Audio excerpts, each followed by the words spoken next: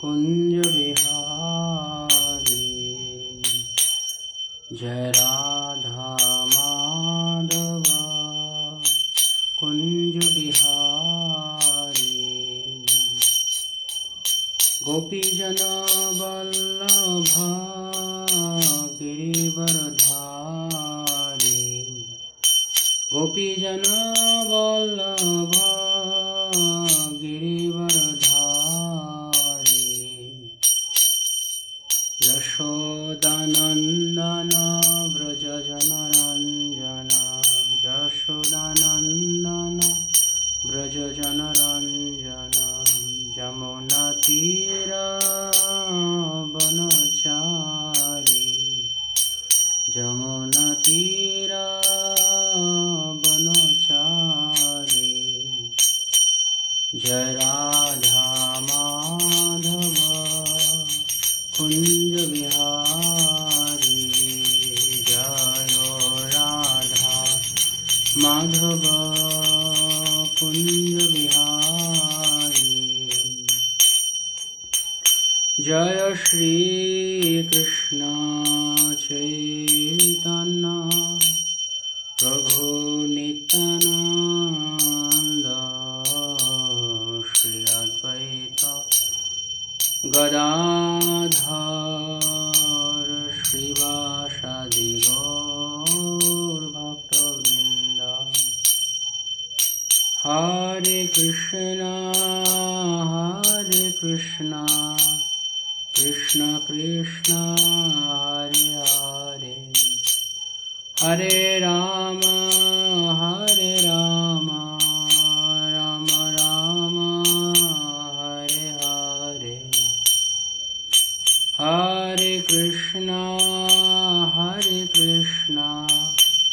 कृष्ण कृष्ण हरे हरे हरे राम राम राम हरे हरे हरे कृष्णा कृष्ण कृष्ण हरे हरे हरे राम राम राम हरे हरे जय राधा माधव जय राधा माधव जय गौरनिताय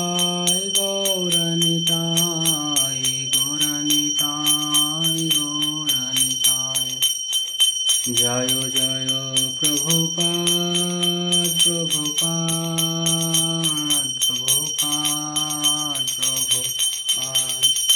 जय जय गुरुदेव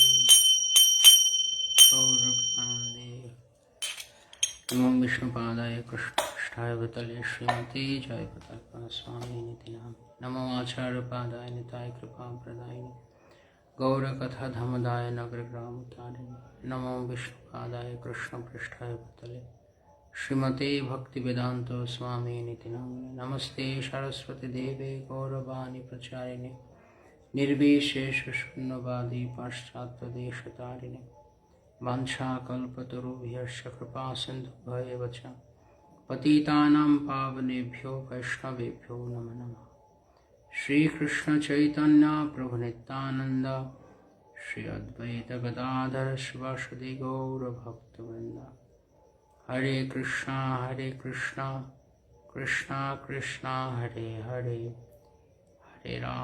हरे राम राम राम हरे हरे मूकं करोति वाचालं पङ्गुं गिरिं यत्कृपातमहं वन्दे श्रीगुरुं गुरुवे गुरुचन्द्रादि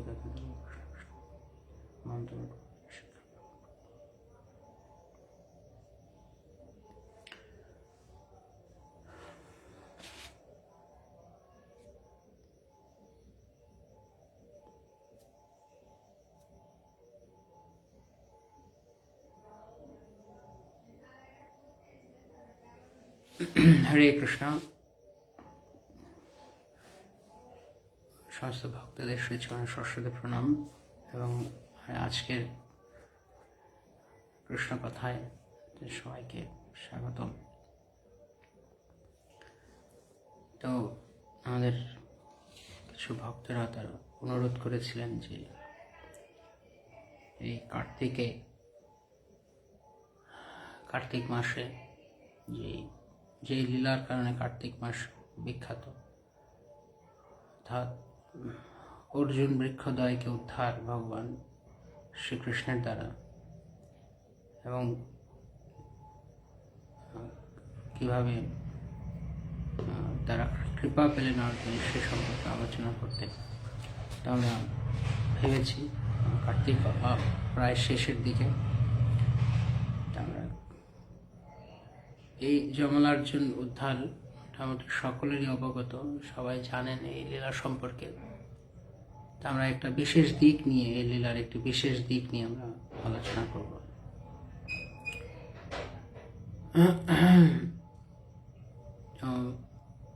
ভক্তরা জানেন যে কিভাবে যখন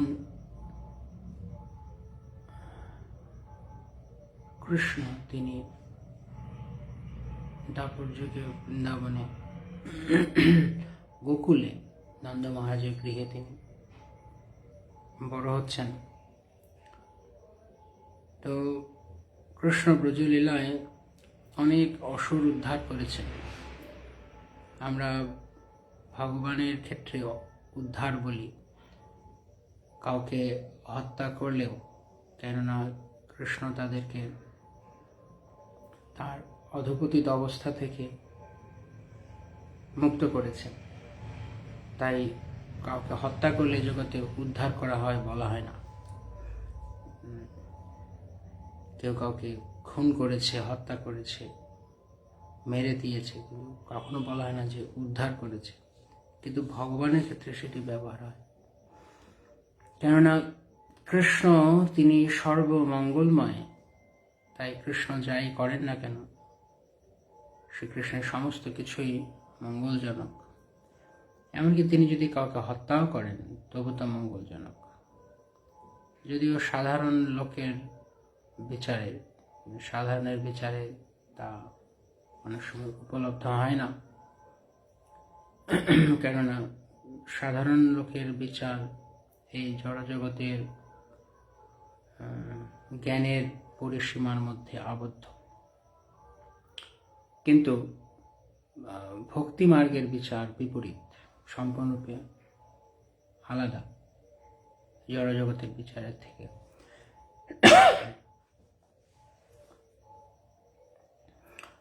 তাই জন্য কৃষ্ণ যখন কিছু করেন তখন তিনি যদি কাউকে হত্যাও করেন তবু সেটি মঙ্গল, এবং তিনি তাকে সম্পূর্ণরূপে তার ধামে, তার চিদাকাশে তারা স্থান পায়। সেজন্য বলা হয় উদ্ধার,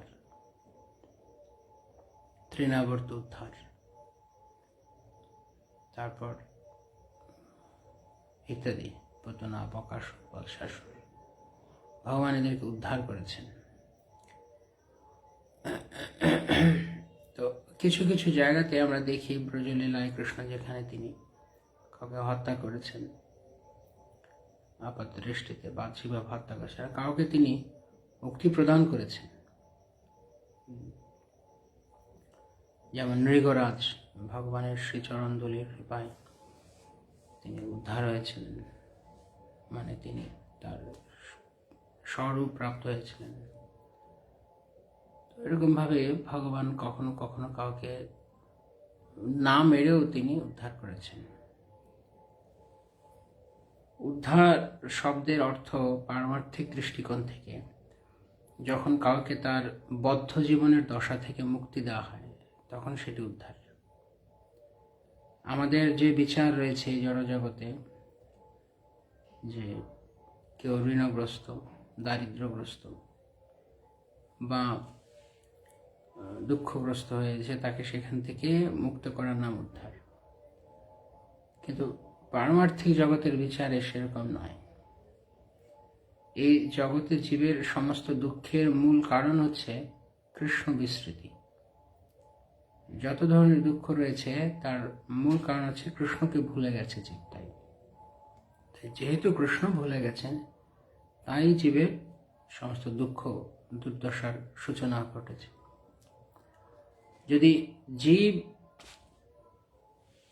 কৃষ্ণকে আবার মনে করতে পারে, আবার কৃষ্ণ চেতনা স্থিত হয়, তবে সে মুক্ত, সেটি উদ্ধার হয়েছে, তখন বলা হয় উদ্ধার। শ্রীমদ্ ভাগবতমে 2 স্কন্ধে বলা আছে, মুক্তির হেতুপাত স্বরূপেণ, মুক্তির হেতুপাত অন্যতা স্বরূপেণ ব্যবস্থিতি। মুক্তি শব্দের অর্থ হচ্ছে যখন কেউ তার স্বরূপে স্থিত হয়, তখন তিনি মুক্তি। যেমন যখন কোনো বনের পশুকে যখন কোনো খাঁচায় ভরে রাখা হয়, সেটি তার স্বাভাবিক মুক্ত অবস্থা নয়, কারণ পশুরা তারা পশুদের অঞ্চল অর্থাৎ বনে থাকে। তাকে যখন বদ্ধ করে দেওয়া হয়, তখন তার স্বাভাবিক বিকাশ তা হয় না, এবং সে কন্ডিশন, সে বদ্ধ, তখন তার যে স্বভাবগত যে প্রকৃতি সেগুলো বিকাশ হয় না, বা সে এগুলোকে প্রকাশ করতে পারে না। কিন্তু যখন সে আবার তার জায়গায় ফিরে যায়, তখন সে মুক্ত হয়ে যায়। তো ঠিক তেমনি যখন জীব কৃষ্ণ ভুলে গেছে, তখন, কেননা জীব আত্মা ভগবান শ্রীকৃষ্ণের নিত্য অংশ। ভগবান শ্রীমদ্ ভাগবত গীতায় তিনি বলছেন, মমই বাংশ জীবলোকে জীবভূত সনাতন। প্রতিটি জীব আমার নিত্য অংশ। জীব যতক্ষণ না পর্যন্ত আমাকে গ্রহণ করছে, আমার সঙ্গে আবার যুক্ত হচ্ছে, ততক্ষণ পর্যন্ত সে ভুল রাস্তায় রয়েছে। কেননা যার অংশের সার্থকতা তখন যখন অংশ যেই পূর্ণ বস্তুর অংশ ছিল সেই পূর্ণের সঙ্গে জুড়ে থাকে। একটি গাছ থেকে যদি একটি ডাল ভেঙে দেওয়া হয়, তাহলে সেই ভাঙা ডালটি আর কোনো উপযোগিতা থাকলো না, কেননা তা তখন বিচ্ছিন্ন হয়ে গেছে, মূল গাছ থেকে বিচ্ছিন্ন হয়ে গিয়ে আস্তে আস্তে ধীরে ধীরে তা শুকিয়ে যাবে। কিন্তু যদি গাছটি যতক্ষণ ডালের সঙ্গে যুক্ত ছিল, ততক্ষণ সে তার মূল স্বরূপে ছিল, কেননা ডালের ধর্মই হচ্ছে গাছের সঙ্গে যুক্ত থাকা। একটি আগুন থেকে স্ফুলিঙ্গ, আগুনের একটি কণা যখন বাইরে ছিটকে পড়ে, তখন তা মূল্যহীন হয়ে যায়। কিন্তু যতক্ষণ সেই ছোট্ট অগ্নিকণাটি পূর্ণ অগ্নিতে রয়েছে, তখন সে অনেক শক্তিশালী। একটি সামান্য অগ্নিস্ফুলিঙ্গ দিয়ে অনেক কিছু পুড়িয়ে দেওয়া যেতে পারে। তার দহন শক্তি এতই প্রবল থাকে যখন সে আগুনের সঙ্গে থাকে। ঠিক তদ্রূপ জীব যখন ভগবানের সঙ্গে যুক্ত, ভগবত চেতনায় যুক্ত, তখন সে ততটাই শক্তিশালী হয় যতটা শক্তিশালী এমনকি ভগবানও হতে পারে প্রায়। কেননা ভগবানের যেই গুণ রয়েছে সৎ, চিৎ এবং আনন্দময়, জীবও সেই অবস্থায় থাকে। তাই তখন ভগবানের মতো পাবনী শক্তি তার মধ্যেও আসে। কিন্তু যখন জীব ভগবান থেকে বিচ্ছিন্ন থাকে আপাত দৃষ্টিতে, অ্যাকচুয়ালি জীব কখনো ভগবান থেকে বিচ্ছিন্ন হতে পারে না, কিন্তু মায়া একটি আবরণ দিয়ে ভগবান থেকে তাকে পৃথক করে রাখে সাময়িকভাবে। তো আমাদের উদ্ধার বা আমাদের মুক্তি হচ্ছে কেবল সেই মাঝখানের আবরণটিকে তুলে ফেলা, শুধু সেটুকুই আমাদের করতে হবে, তাহলে আমরা মুক্ত। তো কখনো কখনো এই মুক্তকরণ প্রক্রিয়াটি স্বাভাবিকভাবে জীবের স্বাভাবিক ভগবত প্রেমের উন্মেষের ফলে ঘটে। কেন স্বাভাবিক বলা হচ্ছে? নিত্য সিদ্ধ কৃষ্ণ প্রেম সাধ্য কভু নয়, শ্রবণাদি শুদ্ধ চিত্তে করে। নিত্য সিদ্ধ, কেননা এটি জীবের মধ্যে প্রথিত রয়েছে এই প্রেম। ভগবানকে ভালোবাসা জীবের স্বাভাবিক ধর্ম, কেননা কৃষ্ণ পূর্ণ আর জীব হচ্ছে সেই পূর্ণেরই অংশ। তো জীব যখন পূর্ণের অংশ থেকে নিজেকে পূর্ণের অংশ হিসেবে নিজেকে সে আলাদা করে রাখবে, তখন আর তার কোনো রকমের উপযোগিতা নেই। কেননা সে তখন শক্তিহীন, এই কারণ কি, সে হারিয়ে ফেলেছে তার প্রকৃত অস্তিত্ব। যেমন সন্তান যদি বাবা মায়ের সঙ্গে যুক্ত থাকে, তাহলে সে নিরাপদ, সে সুস্থ, সে স্বাভাবিক। কিন্তু যখন সন্তান বাবা মা থেকে, পিতামাতা থেকে আলাদা রয়েছে, তখন যেমন তার অস্বাভাবিক অবস্থা। যখন সে পিতামাতাকে ভুলে, আলাদা থাকা মানে একটা হচ্ছে বিশেষ কার্য উপলক্ষে আলাদা রয়েছে, আর একটা হচ্ছে ভুলে থাকা বাবা মাকে। যখন সন্তান পিতামাতাকে ভুলে যায়, তখন সেটি তার অস্বাভাবিক অবস্থা। কেননা সন্তান মানেই তার ধর্ম পিতামাতার সঙ্গে তাকে মনে রাখা। এটি জাগতিক বিচারে যেমন আমরা দেখি। কিন্তু আমাদের যিনি পরম পিতা কৃষ্ণ, যদি আমরা তাকে ভুলে যাই, তাহলে সেটি হচ্ছে সেই ধরনের অস্বাভাবিক অবস্থা। আর সেই অস্বাভাবিক অবস্থা থেকে যখন আমাদেরকে স্বাভাবিক অবস্থায় নিয়ে আসতে হয়, সেটি কারোর ভাগ্যের ফলে তা স্বাভাবিকভাবেই তা উন্মেষ হয়, আর কাউকে সেটি উন্মেষ করাতে হয় কারোর দ্বারা। তো এই যে মাঝখানের পর্দা, জীবাত্মা এবং ভগবানের মাঝখানে ভগবানকে বিস্মৃতির যে আবরণ, মায়িক আবরণ যে আমাদের রয়েছে, সেটিকে তুলে দেওয়া, সেটিকে হটিয়ে দেওয়ার কাজ কখনো কৃষ্ণ করেন, কখনো তার প্রিয় প্রতিনিধিদেরকে দিয়ে করান। বেশিরভাগ ক্ষেত্রেই ভগবান তার প্রতিনিধিদের দিয়ে করান, তার প্রিয়জনদের দিয়ে করান, আর কখনো কখনো ভগবান নিজেও করেন। তবে উপলক্ষ হিসাবে তিনি অনেক সময় সাধুদেরকেই অধিকাংশ সময় ব্যবহার করেন। তো তাহলে সাধু কে প্রকৃতপক্ষে? সাধুর সংজ্ঞা কি হবে? সাধু মানে যিনি জীবাত্মাকে, বদ্ধ জীবকে, সেই হারিয়ে গেছে যে স্মৃতি, তার যে হারানো স্মৃতি কৃষ্ণকে, তার পরম পিতাকে, সেটি মনে করিয়ে দেওয়ার কাজ করেন এবং নিত্যই তাতে যুক্ত রাখেন, তিনি সাধু। এটি সাধুর একটি সংজ্ঞা, যিনি অন্য বদ্ধজীবীদেরকে ভগবানের সঙ্গে যুক্ত করান।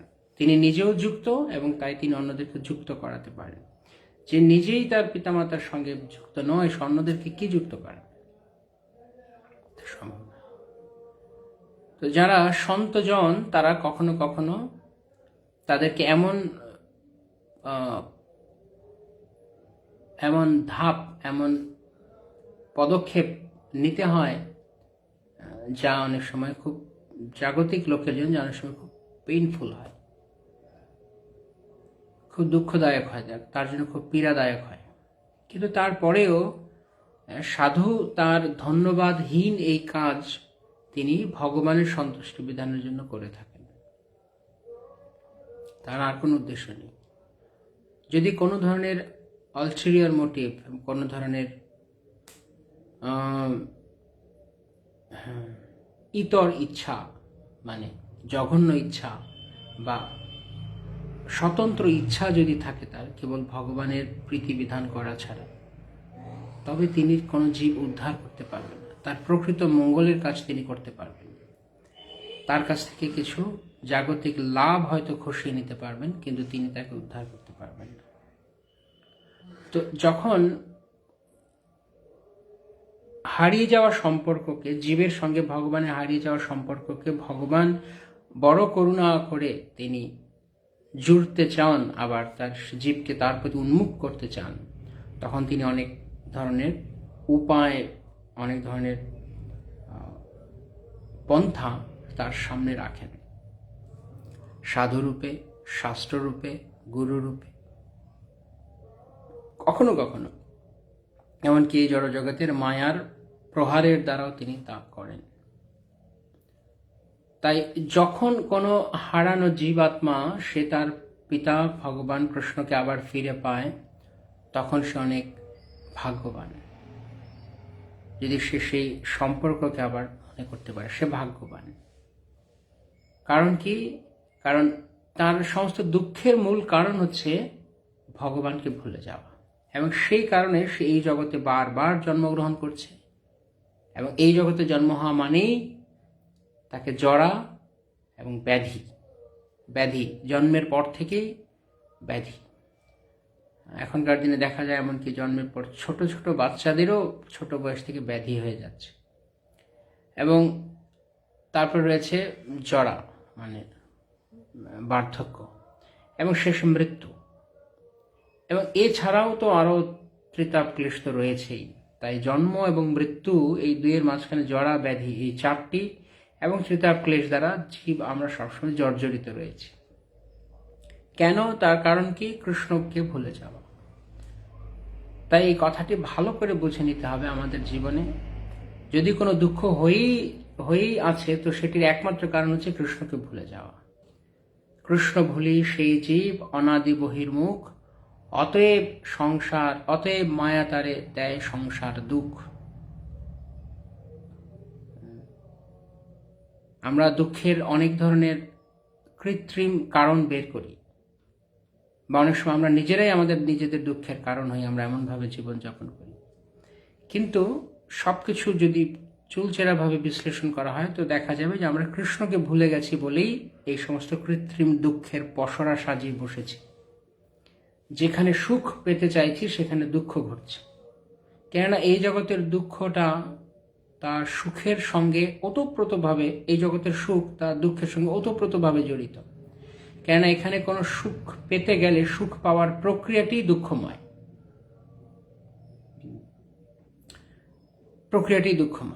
যেমন যদি কোথাও কোনো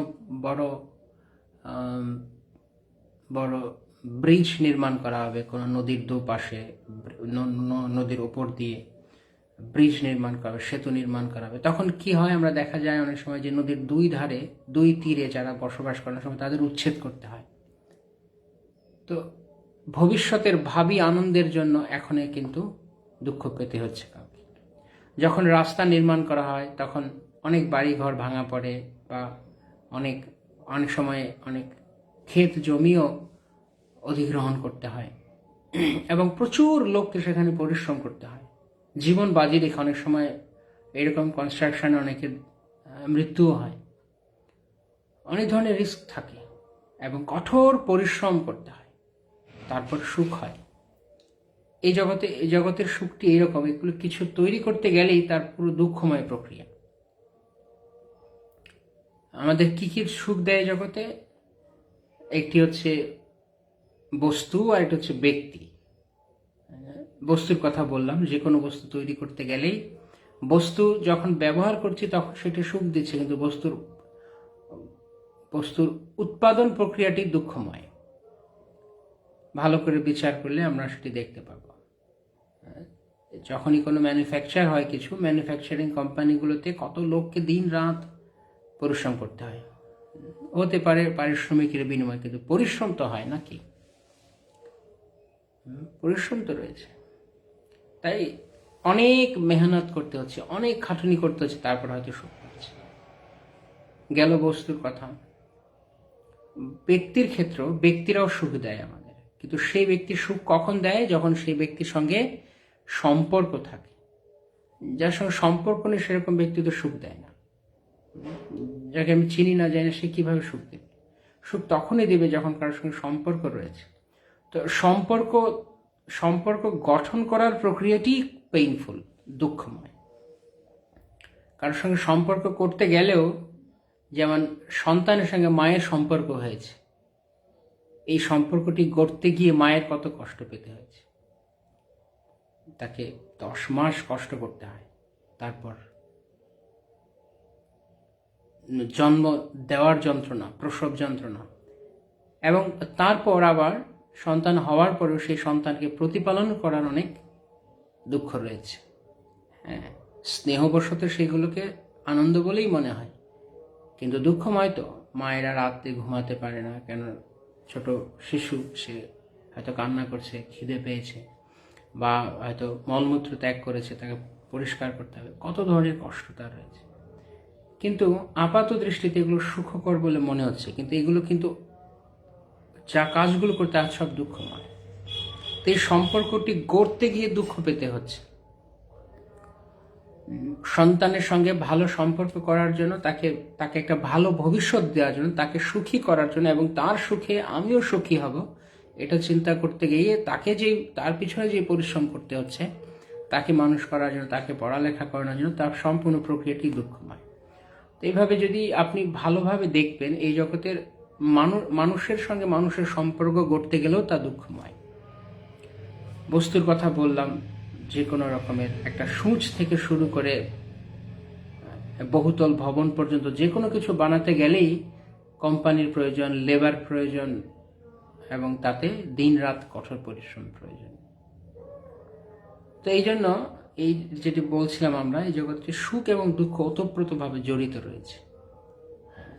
তাই আমাদেরকে বুঝতে হবে যে কৃষ্ণকে ভুলে যখন আমরা এইখানে আসি এই জগতে, তখন এই সংসার রূপ কারাগারে, তখন আমাদেরকে এই প্রক্রিয়ার মধ্য দিয়ে যেতে হয়, দুঃখ পাওয়ার প্রক্রিয়াদের মধ্য দিয়ে যেতে হয়। তার কারণ হচ্ছে আমরা এখানে কৃত্রিম চাহিদা তৈরি করেছি। জীব সৎ, চিদ এবং আনন্দময়, কৃষ্ণ সৎ, চিদ এবং আনন্দময়। তাই জীব যখন ভগবানের সঙ্গে তার নিত্য ধামে থাকে, বৈকুণ্ঠে থাকে, তখন সেখানে কোনো দুঃখ নেই। নামটি বৈকুণ্ঠ, যেখানে কোনো কুণ্ঠা নেই।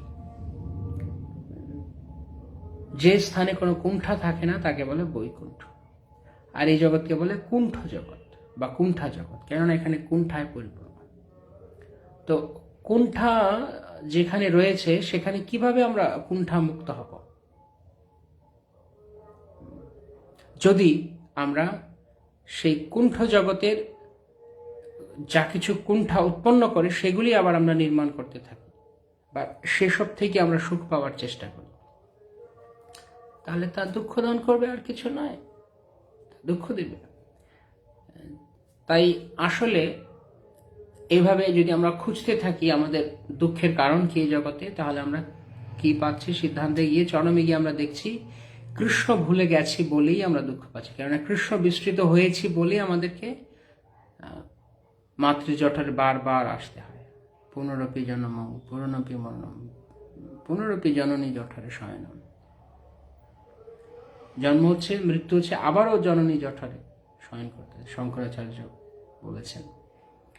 তো আমাদের এই সমস্ত দুঃখগুলো বস্তু থেকে যে দুঃখ পাচ্ছি, যেহেতু এই জগতে আছি বলে বস্তু নির্মাণ করতে হচ্ছে, এবং নির্মাণ করতে গিয়ে তার দুঃখ পেতে হচ্ছে, এবং ব্যক্তি থেকে যে দুঃখ পাচ্ছি সেই দুঃখগুলিও এই জগতেই রয়েছে বলে, কারণ এই জগতে রয়েছে বলে এই সমস্ত মানুষের সঙ্গে আমাদের পরিচয় হয়েছে, বা আমরা তাদের সঙ্গে সম্পর্ক জুড়তে গিয়ে আমরা দুঃখ পাচ্ছি।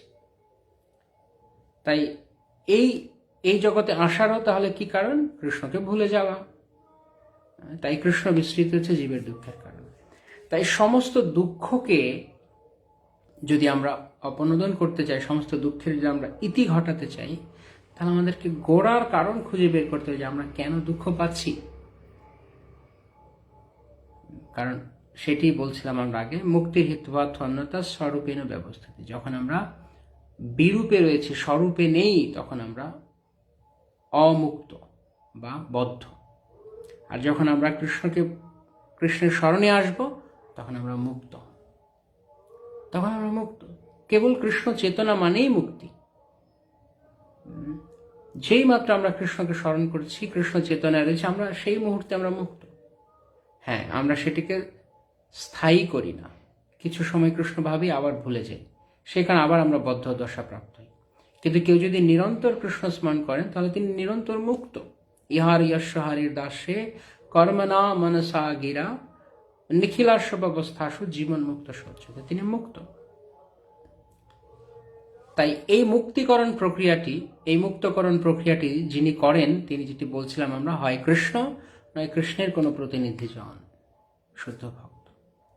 সেই আবরণটি তিনি তুলে দেন না মাঝখান থেকে, বিস্মৃতির আবরণটি, ভগবানকে ভুলে যাওয়ার আবরণটি তিনি তুলে দেন। তাহলে আমাদের সমস্ত এই আবরণ তুলে দেওয়ার দ্বারা আমাদেরকে কৃষ্ণ চেতনায় স্থিত করার দ্বারা তিনি আমাদের সর্বোত্তম মঙ্গল সাধন করেন সাধুজনেরা। তো সেই কথা এখানে ভগবান বলছেন নলকুবর এবং মণিগ্রীবকে। নলকুবর এবং মণিগ্রীব ওনারা দুজন ছিল কুবেরের দুই পুত্র।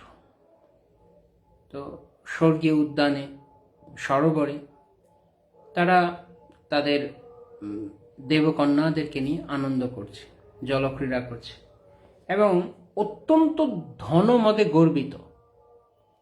কেননা কুবের সমস্ত তিনি প্রচুর ধনের অধিকারী। কুবেরকে বলা হয় স্বর্গের কোষাধ্যক্ষ। শুধু নিজে কোষাধ্যক্ষ বলেই নয়, তার নিজেরও অনেক ঐশ্বর্য রয়েছে। স্বাভাবিকভাবেই উচ্চতর লোকের অধিবাসীদের ঐশ্বর্য এই মর্তলোকের অধিবাসীদের চেয়ে অনেক বেশি। তো তার মধ্যে কুবের বিশেষ একজন। তো তাদের পিতার এই যে ঐশ্বর্য মদ, এই ঐশ্বর্য মদের কারণে তারা দুই, মদ মানে অহংকার, গর্ব। তো ঐশ্বর্যের অহংকারে এই দুই পুত্র উচ্ছন্নে গেছে। তারা সবসময়ই যা হীন কাজ তাতে লিপ্ত থাকে। বিশেষ করে তারা ভগবানকে ভুলে যাওয়ার ফলে যে পাপ কর্ম তাতে সবসময় যুক্ত থাকে। তো একদিন এরকম ওরা দুইজন সরোবরে যখন অপ্সরাদের বা দেবকন্যাদের সঙ্গে তারা জলক্রীড়া করছে, একদম সম্পূর্ণ বিবস্ত্র অবস্থায়। তো শ্রীল প্রভুপাদের সম্পর্কে মন্তব্য করেছেন যে এটি জড়জাগতিক চেতনার লক্ষণ। যখন কেউ তার স্বাভাবিক লজ্জা বোধটুকু ভুলে যায়, তখন সে বস্ত্রহীন হয়ে যায়, যেটি আমরা আজকালকার দিনে দেখি। এখনকার সমাজে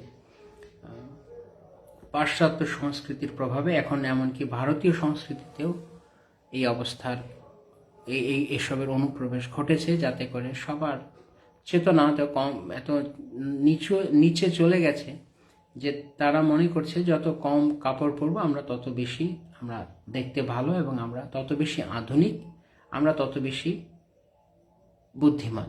তারা এটা মনে করে, মূর্খের বিচারের মতো।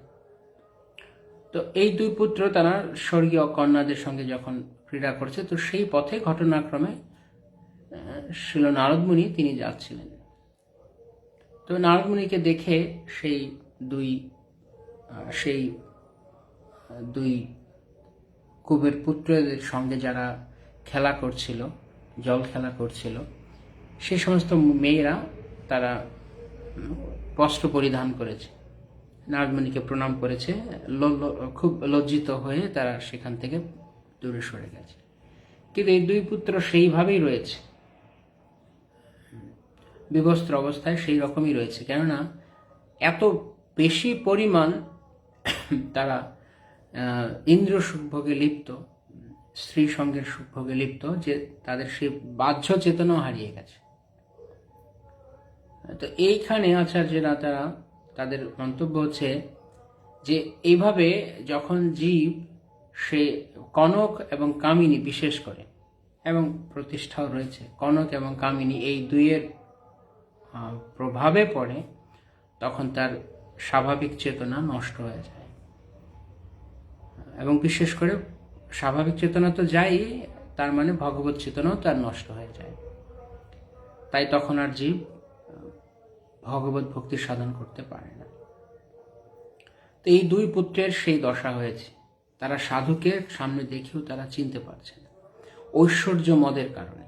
তো এই ঐশ্বর্য মদ জীবের ভাগ্য না সৌভাগ্য প্রকৃতপক্ষে? আমরা একটু আগে যেটি আলোচনা করলাম যে যদি কেউ কৃষ্ণ ভুলে যায় তবে সেটি তার দুর্ভাগ্য। এইটি তার একমাত্র দুর্ভাগ্য যে সে কৃষ্ণ বিস্মৃত হয়েছে। আর কৃষ্ণ বিস্মৃত হওয়ার জন্য জড়জাগতিক ঐশ্বর্য, স্ত্রী এবং প্রতিষ্ঠা। স্ত্রী বলতে এখানে কেবলমাত্র স্ত্রীলোক নয়, পুরুষের জন্য স্ত্রীলোক, স্ত্রীলোকের জন্য পুরুষ। যদি এসবের প্রতি অত্যধিক কারো আকর্ষণ থাকে, যদি এসবের কারণে সে অহংকার করে, গর্বস্ফীত হয়, ধন সম্পদ, স্ত্রীলোক এবং প্রতিষ্ঠা, তখন তার কৃষ্ণ বিস্মৃতি ঘটবেই ঘটবে। সে কৃষ্ণ ভাবনায় থাকতে পারবে না। কৃষ্ণ ভাবনা তো দূরের কথা, এমনকি তার স্বাভাবিক চেতনাও থাকবে না। সে পশুর ন্যায় আচরণ করবে, যেটি এখানে নলকুবর এবং মণিগ্রীব করছে। এমনকি পশুও নয়, তার চাইতে নিম্ন। কেননা শাস্ত্রে বলা হচ্ছে সবচাইতে নিচু চেতনা হচ্ছে বৃক্ষের। বৃক্ষের সবচেয়ে নিচু চেতনা। এই জন্য বৃক্ষ, সে তার গায়ে কোনো কাপড় চোপড় থাকে না এবং ঠায় দাঁড়িয়ে থাকে। তো নারদ মুনি এই দুই পুত্রকে দেখে, তিনি এদের অবস্থা দেখে তিনি খুব দুঃখ পেয়েছেন। তখন নারদ মুনি এদের অভিশাপ দিলেন। কি অভিশাপ?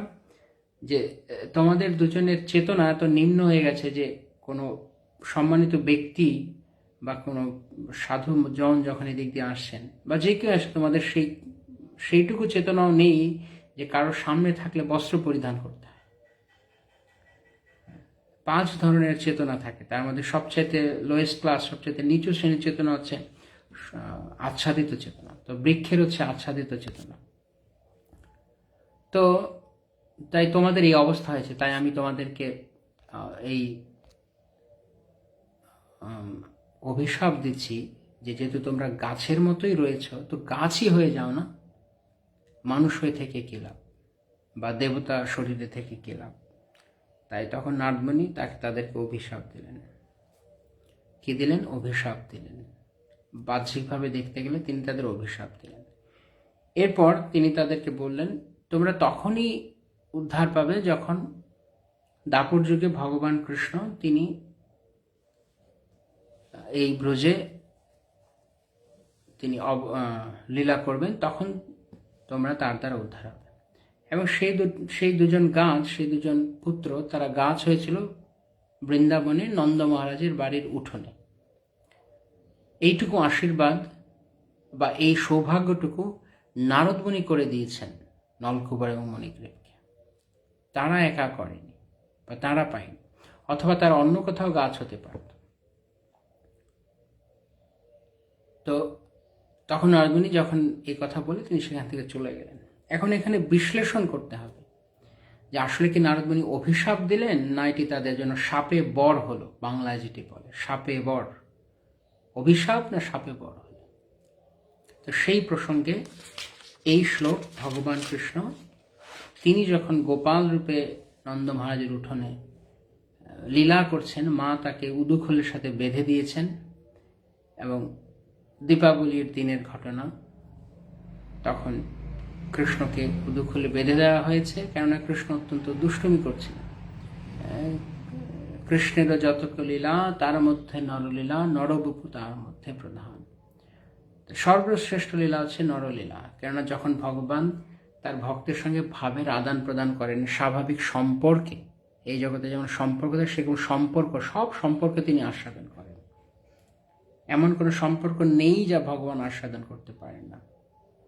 যেমন এই জগতের সম্পর্কগুলো কি হয়? পিতামাতার সঙ্গে সম্পর্ক মানে বাৎসল্য। এই জগতের সম্পর্কে কি হয়? কারোর সঙ্গে বন্ধুত্ব হয়, তো সখ্যতার সম্পর্ক, সখ্য।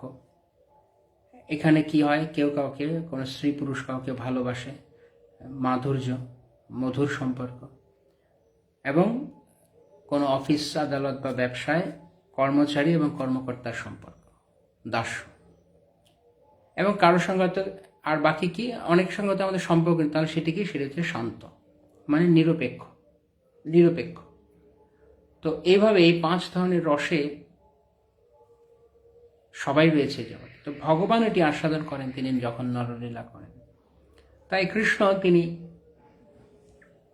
বৃন্দাবনে যশোদা মায়ের সঙ্গে এই আনন্দটি আস্বাদন করছেন। মা দুধ গরম করতে দিয়েছেন উনুনে, আর তখন কৃষ্ণ মায়ের কাছে এসেছেন মায়ের স্তন্যপান করার জন্য, ছোট্ট গোপাল কৃষ্ণ। মা তাকে কিছু সময় দুধ পান করিয়েছেন। সংক্ষেপে বলছি, যেহেতু আমরা প্রথমেই বলেছি সব লীলা সকলের জানা, কিন্তু আমরা যেটি ফোকাস করতে চাইছি সেই বিষয়টি আমরা আলোচনা করবো, সেই জন্য আমরা সংক্ষেপে যাচ্ছি। মা দুধ পান করিয়েছেন। এক পর্যায়ে যখন দুধ উতলে পড়ছে, তখন মা কৃষ্ণকে রেখে তিনি সঙ্গে সঙ্গে রান্নাঘরে ছুটে গিয়ে সে দুধ নামাতে গেছেন। এই ফাঁকে কৃষ্ণের অভিমান হয়েছে, তিনি একটি পাথর টুকরো নিয়ে শিকেতে ঝুলানো ছিল যেই দইয়ের হাঁড়ি, তা ভেঙে দিয়েছেন মাটির পাত্রে। দই সব মাটিতে ছড়িয়ে গেছে, আর কৃষ্ণ খাচ্ছেন, আর সব বাঁদর বা পাখিরা এসে তাদেরকে খাওয়াচ্ছেন। তো এইভাবে যখন সবাইকে নিয়ে কৃষ্ণ এক ধরনের একটা ফিস্ট করছেন, ভোজের আয়োজন করেছে, তখন হঠাৎ করে মা এসে গেছে। কৃষ্ণ কোথায়? কৃষ্ণকে দেখতে পাচ্ছেন। তিনি যখন দেখতে পাচ্ছেন তখন এই ঘর করে দেখলে কৃষ্ণ ওখানে সবাইকে এরকম দধি খাওয়াচ্ছে। তো মা রেগে গিয়ে তিনি হাতে ছড়ি নিয়ে কৃষ্ণের পিছনে ছুটতে গেছেন। তিনি হয়েছেন এখন কৃষ্ণকে শাস্তি দিতে হবে। চমৎকার! ভগবানকে কেউ শাস্তি দেওয়ার কথা ভাবতে পারে, তা অভাবনীয় এই জগতে। শ্রীল প্রভুপাদ বলতেন, যারা নির্বিশেষবাদী তারা মূর্খ, আর ভক্তেরা, বৈষ্ণবেরা তারা বুদ্ধিমান। কেন? নির্বিশেষবাদীরা তারা ভগবানের সঙ্গে এক হয়ে যেতে চায়, আর প্রভুপাদ বলছে আমরা এক হতে চাই না, আমরা ভগবানেরও বাপ মা হতে চাই। আমরা ভগবানেরও বাপ মা হতে পারি। আমরা ভগবানের সঙ্গে এক হয়ে যাওয়া না, ভগবানের থেকেও আমরা বড় হতে পারি ভক্তরা চাইলে। এই হচ্ছে সবিশেষবাদীদের সৌভাগ্য। আর মূর্খ নির্বিশেষবাদী, যারা অকাট মূর্খ, যাদের কোনো বিন্দুমাত্র জ্ঞান নেই, তারাই কেবলমাত্র ভগবানের সঙ্গে এক হতে চায়। আসরিক মনোবৃত্তি, যেমন অসুর ভগবানের স্থান দখল করতে চায়, তারাও মনে হচ্ছে যেন ভগবানের আরাধনা করছে, ব্রহ্ম আরাধনা করছে, কিন্তু আসলে ব্রহ্মের পদ দখল করতে চায়। তাই এরা আরো বেশি ভয়ানক অসুরদের চেয়ে, নির্বিশেষবাদীরা, মায়াবাদীরা। সেজন্য সাবধান করে দেওয়া হয়েছে শ্রী চৈতন্য চরিতামৃতে, শ্রীপাদ শ্রী কৃষ্ণদাস কবিরাজ গোস্বামী।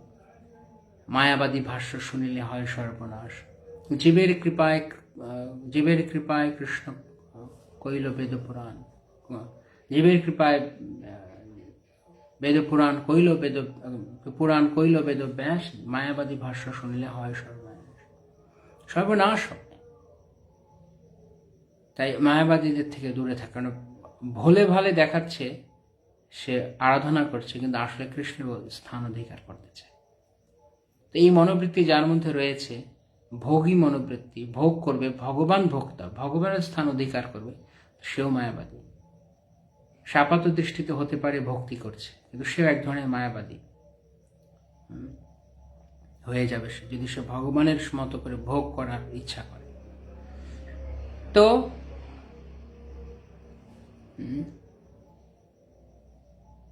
তখন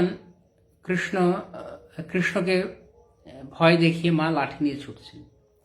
তো শ্রীল প্রভুপাদ এই প্রসঙ্গে মন্তব্য করে তিনি ব্রহ্মসংহিতার উদ্ধৃতি দিয়ে বলছেন, বন্থাস্তু কোটি শত বৎসর সংপ্রগম্য বায়রথাপি মনসমুনি পুঙ্গমানাম সৌপস্তীয় প্রকৃত সিম্য বিচিন্ত তত্ত্বে গোবিন্দমাদি পুরুষম তমহং ভজামি। সেই আদিপুরুষ গোবিন্দকে আমি ভজনা করি, যার আরাধনা করতে গিয়ে বড় বড় মুনি ঋষিরা, মুনিপুঙ্গবানাম, মুনিপুঙ্গম মানে বড় বড় মুনি ঋষি, তারা কোটি শত বছর ধরে চেষ্টা করেও, বায়ুর বেগে ছুটেও তারা ভগবানের শ্রীচরণের নখাগ্রভাগ পর্যন্ত স্পর্শ করতে পারে না। আর তাকে মা যশোদা লাঠি নিয়ে তারা করছে। যশোদাভিও লোকলাধাবমানম পরামৃষ্টমত্তম তত দ্রুত কোপা। যশোদা মায়ের ভয়ে তিনি ছুটছেন আর কান্না করছেন। রুদন্তং মুহুর্নেত্র যোগমং মৃজন্তম করাম্ভজ যুগমেন সাতঙ্ক নেত্রম। কৃষ্ণ মুহুর্মুহু কান্না করছেন। রুদন্তং মুহু নেত্র যুগ্মং, তিনি দুই চোখে তিনি করাম্ভজ, রুদন্তং মুহুর নেত্র যুগ্মং মৃজন্তম, তিনি দুই চোখ কচলাচ্ছেন, কান্না করতেন। বাচ্চারা যেমন চোখ কচলায় ভয়ে কান্না করতেন। করাম্ভজ তার পদ্মহস্তের দ্বারা, এবং তার চোখে মুখে ভয় ফুটে উঠেছে, তিনি মাকে ভয় পাচ্ছেন। সাতঙ্ক নেত্র, সাতঙ্ক মানে আতঙ্কিত চোখে, সাতঙ্ক নেত্র, এবং তাতে কি হচ্ছে, কৃষ্ণের যেমন কেউ অনেক দৌড়ালে ভয় পেলে এরকম খুব দ্রুত শ্বাস নেয়, মৌশ্বাস কম্প, ত্রিরেখাঙ্ক কণ্ঠ, এবং গলায় ভয়ে ভয়ে পেয়ে গুটিসুটি হয়ে গেছে, তার ভাঁজ পড়ে। স্থিতগ্রৈব দামোদরম ভক্তি না রুদন্ত মুহুর্নেত্র যুগ্মং বৃজন্তম করাম্ভজ যুগ্মেন শতঙ্ক নেত্র। তারপর কি মূর্শ্বাস কম্প ত্রিরেখা কণ্ঠ স্থিত দামোদরম ভক্তিবদ্ধম, মা তাকে বাঁধলেন কিসের দ্বারা? ভক্তির দ্বারা।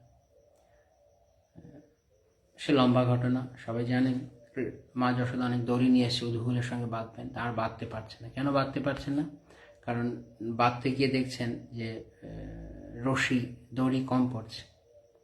তখন তিনি আরো অনেক দড়ি নিয়ে এসছেন, জোড়া লাগিয়ে, তবু হচ্ছে না। সমস্ত বৃন্দাবনের দড়িতেও হচ্ছে না, কিন্তু শেষমেশ বাঁধতে পেরেছেন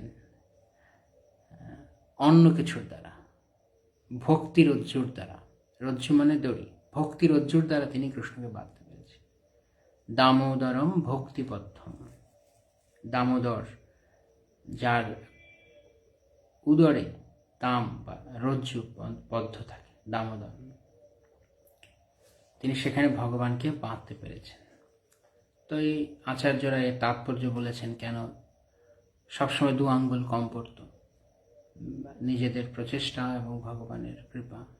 আমরা সেদিকে যাচ্ছি না, আমরা যেখানে প্রকাশ করতে চাইছি সেটা হচ্ছে এই যে এভাবে বেঁধে দেওয়ার পর কৃষ্ণ তিনি তখন তার নারদ মুনির কথা মনে পড়ল, সামনের অর্জুন বৃক্ষকে দেখে, এই দুটো অর্জুন বৃক্ষকে নারদ মুনি এখানে জায়গা দিয়ে, সুতরাং এখন আমার কাজ হচ্ছে এদেরকে উদ্ধার করা। তাই তখন কৃষ্ণ কি করলেন, তিনি উদুখুলটি টানতে টানতে মাঝখান দিয়ে নিয়ে গেলেন, 2 গাছের মাঝখান দিয়ে, এবং তাতে করে কৃষ্ণ বেরিয়ে গেছেন, যেহেতু তিনি ছোট বালক রূপে, আর উদুখুলটি আটকে গেছে। টান দিয়েছেন, উপরে পড়ে গেছে, এবং সেখান থেকে এই 2 পুরুষ তারা আবির্ভূত হয়েছে। এইবার আমরা যেটি বলতে চাইছি, শ্রী ভগবান উবাচ, ভগবান কুবেরের 2 পুত্রকে বলছে, জ্ঞাতম মম পুরৈব এতদৃষিণা করুণাত্মনা যৎ শ্রীমদন্ধয়ো বাগ্ভি বিভ্রংশ অনুগ্রহকৃত। ভগবান তখন তাদেরকে বললেন যে দেবর্ষি নারদ অত্যন্ত কৃপাময়। যে কথাটি আমরা আজকের দিন আলোচনা করতে চাইছি, মহৎ কৃপা কি বস্তু? দেবর্ষি নারদ অত্যন্ত কৃপাময়, অনুগ্রহকৃত, অনুগ্রহের দ্বারা তিনি করেছেন। ধনমদে অন্ধ, যেমন শ্লোকে বলা আছে, ইয়াত শ্রীমদ অন্ধয়, শ্রী মানে ঐশ্বর্য, মদ মানে গর্ব, ধন গর্বে অন্ধ হয়ে গেছে। এই জগতে হয়, মানুষের অত্যধিক ধন সম্পদ হলে, প্রয়োজনের অতিরিক্ত যখন কারো ধন সম্পদ হয়, তখন সে অন্ধ হয়ে যায়।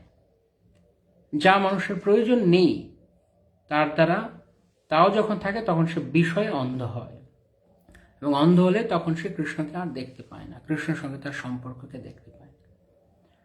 তাই কখনো অত্যধিক ধন সম্পদ ভক্তি জীবনের জন্য মঙ্গলজনক নয়। যতটুকু ভগবত সেবার জন্য প্রয়োজন ততটুকু। ঈশাবাস্যম ইদম সর্বম ইয়ৎ কিঞ্চ জগৎ জগৎ তেন তক্তেন ভুঞ্জিথা মাগৃধা কস্ম সিদ্ধনম। ভগবান যতটুকু বরাদ্দ করেছেন ততটুকু গ্রহণ করা উচিত, তার চাইতে বেশি নয়। কেননা সমস্ত কিছুর মালিক হচ্ছেন ভগবান, তাই প্রত্যেকের জন্য বরাদ্দ করা রয়েছে। আমরা দেখতে পাই এই জগতে ধনী দরিদ্রের যে বৈষম্য, তার অন্যতম কারণ হচ্ছে কেউ অত্যধিক পরিমাণে ধনী, আর কারোর পেটে হয়তো এক বেলার অন্নও জোটে না। তো মানুষ কৃত্রিমভাবে এই ধনী গরিবের পার্থক্য সৃষ্টি করে দিয়েছে, অন্যায়ভাবে অন্যের প্রাপ্তিতে ভাগ বসানোর জন্য। যাই হোক, তো ভগবান বলছেন যে ধনমদে অন্ধ তোমাদের 2 জনকে অভিশাপ দিয়ে তিনি তোমাদের প্রতি তার মহৎ কৃপা প্রদর্শন করেছেন। সামান্য কৃপা নয়, মহৎ কৃপা প্রদর্শন করেছেন তারা যখন তোমাদেরকে এইভাবে অভিশাপ করেছে। যদিও তোমরা স্বর্গলোক থেকে অধঃপতিত হয়ে বৃক্ষজনি প্রাপ্ত হয়েছিলে, তবুও তোমরা তার দ্বারা অনুগৃহীত হয়েছ। তাহলে আপাত দৃষ্টিতে মনে হচ্ছে অধঃপতন হয়েছে, বা অধঃপতন আপাত দৃষ্টি মনে হচ্ছে তাদের শাস্তি দেওয়া হয়েছে, কিন্তু আসলে কি হয়েছে? অনুগৃহীত। ভগবান বলছেন মনে হচ্ছে অধঃপতিত হয়েছ, মনে হচ্ছে তোমরা শাস্তি পেয়েছো, কিন্তু আসলে তোমরা অনুগৃহীত হয়েছ, অনুগ্রহ করেছে, তোমাদেরকে কৃপা করেছে। আমি এই সমস্ত বিষয়ে প্রথম থেকেই অবগত ছিলাম। শ্রীল প্রভুপাদ তার তাৎপর্য বলছেন, এখানে ভগবান প্রতিপন্ন করেছেন যে ভক্তের অভিশাপ ও কৃপা, ভক্তের অভিশাপ ও কৃপা। ভগবান যেমন সর্বমঙ্গলময়, তেমনি তার ভক্তরাও সর্বমঙ্গলময়। তিনি যাই করেন তার ফলে সকলেরই মঙ্গল হয়, সেই কথা পরবর্তী শ্লোকে বিশ্লেষণ করা হয়েছে। পরবর্তী শ্লোকটি কি? সাধুনাম সমাচিত্তানাম সুতরাম মৎকৃতাত্মনাম দর্শন্নান ভবেদ বন্ধঃ পুংসক্ষ্ণা সবিতুর্যথা। খুব চমৎকার কথা বলা আছে। সাধুনাম সমচিত্তানাম, সাধুরা সকলের প্রতি সমদর্শী। সমদর্শী মানে সবাইকে এক দেখেন তা নয়, যে যেমন যে স্তরে তাকে সঠিকভাবে সেখানে দেখেন। সুতরাম এবং আরেকটি সমদর্শী অর্থ হচ্ছে সকল হৃদয়ে পরমাত্মা বিরাজমান, তাই সবাইকে তিনি সমানভাবে দেখছেন, পরমাত্মার কারণে সমানভাবে দেখছেন। সুতরাম মৎকৃত আত্মানাম, এখানে সুতরাম শব্দের অর্থ হচ্ছে প্রচুরভাবে বা পূর্ণরূপে। মৎকৃত আত্মানম, মৎকৃত আত্মানম, সাধুরা তারা মৎকৃত আত্মানম, সাধুকে যিনি মৎকৃত আত্মানা, মৎকৃত আত্মানা। মৎকৃত আত্মানা মানে যেমন ভগবদ গীতায় ভগবান বলেছেন মৎগতেন অন্তরাত্মানা, মৎগত চিত্ত, একই অর্থ। মৎকৃত আত্মানা, মৎকৃত আত্মানা মানে আমার প্রতি সম্পূর্ণরূপে শরণাগত এবং চিত্ত সমর্পিত, তিনি হচ্ছেন মৎকৃত আত্মানা, এবং আমার সেবা করার জন্য কৃত সংকল্প। মৎকৃত আত্মা আবার সেবা করার জন্য সংকল্প নিয়েছেন। দর্শনাৎ ন ভবেদ বন্ধ পুংসা, তাদের দর্শন মাত্র, তাদের দর্শনে, তাদের করুণার প্রভাবে, তাদের দর্শন, তাদের সাক্ষাৎ হলেই দর্শনাৎ ন ভবেদ বন্ধ, ন ভবেদ বন্ধ মানে ভবেদ বন্ধ মানে বন্ধন হয়। ভবেদ শব্দ অর্থ ভব বা ভবেদ শব্দ অর্থ হওয়া। ন ভবেদ বন্ধ, কোনো বন্ধন হয় না, সমস্ত বন্ধ মুক্ত হয়ে যায়। দর্শনাৎ ন ভবেদ বন্ধ, তাদের দর্শনের দ্বারা। সাধুনাম সমচিত্তানাম সুতরাম মৎকৃতাত্মনাম দর্শনাৎ ভবেদ বন্ধ, দর্শনাৎ ভবেদ বন্ধ, সমস্ত বন্ধন মুক্ত করে দেন। কাদের? পুংসঃ, মানুষকে। অক্ষ্ণঃ সবিতুর্যথা, অক্ষ্ণঃ সবিতুর্যথা, সবিতু মানে সূর্যের আরেক নাম সংস্কৃত ভাষায়। অক্ষ্ণঃ সবিতু যথা, যেমন চোখের দ্বারা সূর্যের দর্শন হয়, যখন অনুবাদে বলা আছে সূর্যের দর্শনের প্রভাবে যেমন চক্ষুর অন্ধকার দূরীভূত হয়, তেমনি ঐকান্তিকভাবে আমার শরণাগত এবং আমার সেবায় কৃত সংকল্প ভক্তের সাক্ষাৎকারের ফলে কারো আর জড় বন্ধন থাকতে পারে না। তাই সূর্যের যেভাবে চক্ষুর অন্ধকার দূরীভূত হয় সূর্যের দ্বারা, তা আমরা যে অন্ধকার, সেটি আমরা শুধু চোখ আছে বলেই দেখতে পাচ্ছি এমন নয়, চোখের কারণে আমরা কৃষ্ণকে দেখতে পাচ্ছি এমন নয়। চোখ সবারই থাকে, কার চোখ নেই? কিন্তু চোখ থাকলে কি হবে? ধরুন চোখ রয়েছে কিন্তু আলো নেই, দেখতে পাবো আমরা? কখনো তা সম্ভব না। চোখ না থাকলে দেখা যায় না, চোখ না থাকলে আলো ছাড়াও, চোখ থাকলে আলো ছাড়াও দেখা যায় না। তাই আলো হচ্ছে প্রকৃতপক্ষে দেখার জন্য দরকার, শুধু চোখ নয়। তো অক্ষ্ণঃ সবিতুর্যথা, যেমন সূর্যের প্রভাবে চক্ষু কিছু দেখতে পায়, চক্ষুর অন্ধকার দূরীভূত, চোখ দেখতে পায়, তেমনি ঐকান্তিকভাবে আমার শরণাগত এবং আমার সেবায় কৃত সংকল্প ভক্তের সাক্ষাৎকারের ফলে, ঐকান্তিকভাবে যারা আমার কাছে শরণ নিয়েছেন, আমার সেবা করতে যারা দৃঢ় প্রতিজ্ঞ, তাদের শরণ নেওয়ার ফলে, তাদের সঙ্গে সাক্ষাৎকারের ফলে, তাদের শরণ নয়, তাদের সঙ্গে সাক্ষাৎকার, কেবল তাদের সঙ্গে সাক্ষাৎ হওয়ার মাধ্যমে, তাদের সঙ্গে পরিচয় হওয়ার মাধ্যমে, তাদের নিকটে আসার মাধ্যমেই কারো আর জড়বন্ধন থাকতে পারে না। সমস্ত জড়বন্ধন থেকে তিনি তখন মুক্তি লাভ করেন। এই হচ্ছে ভক্তের, সাধুর মাহাত্ম্য। শ্রী প্রভুপাদ তাৎপর্যে বলছেন, শ্রী চৈতন্য মহাপ্রভু বলেছেন, সাধু সঙ্গ সর্বশাস্ত্রে কয়, লবমাত্র সাধু সঙ্গে সর্বসিদ্ধি হয়। শ্রী চৈতন্য চরিতামৃত মধ্য 22-54। যদি ঘটনাক্রমে কোনো সাধু বা ভক্তের সঙ্গে সাক্ষাৎকার হয়, তাহলে জীবন তৎক্ষণাৎ সফল হয় এবং তিনি তখন জড়বন্ধন থেকে মুক্ত হন।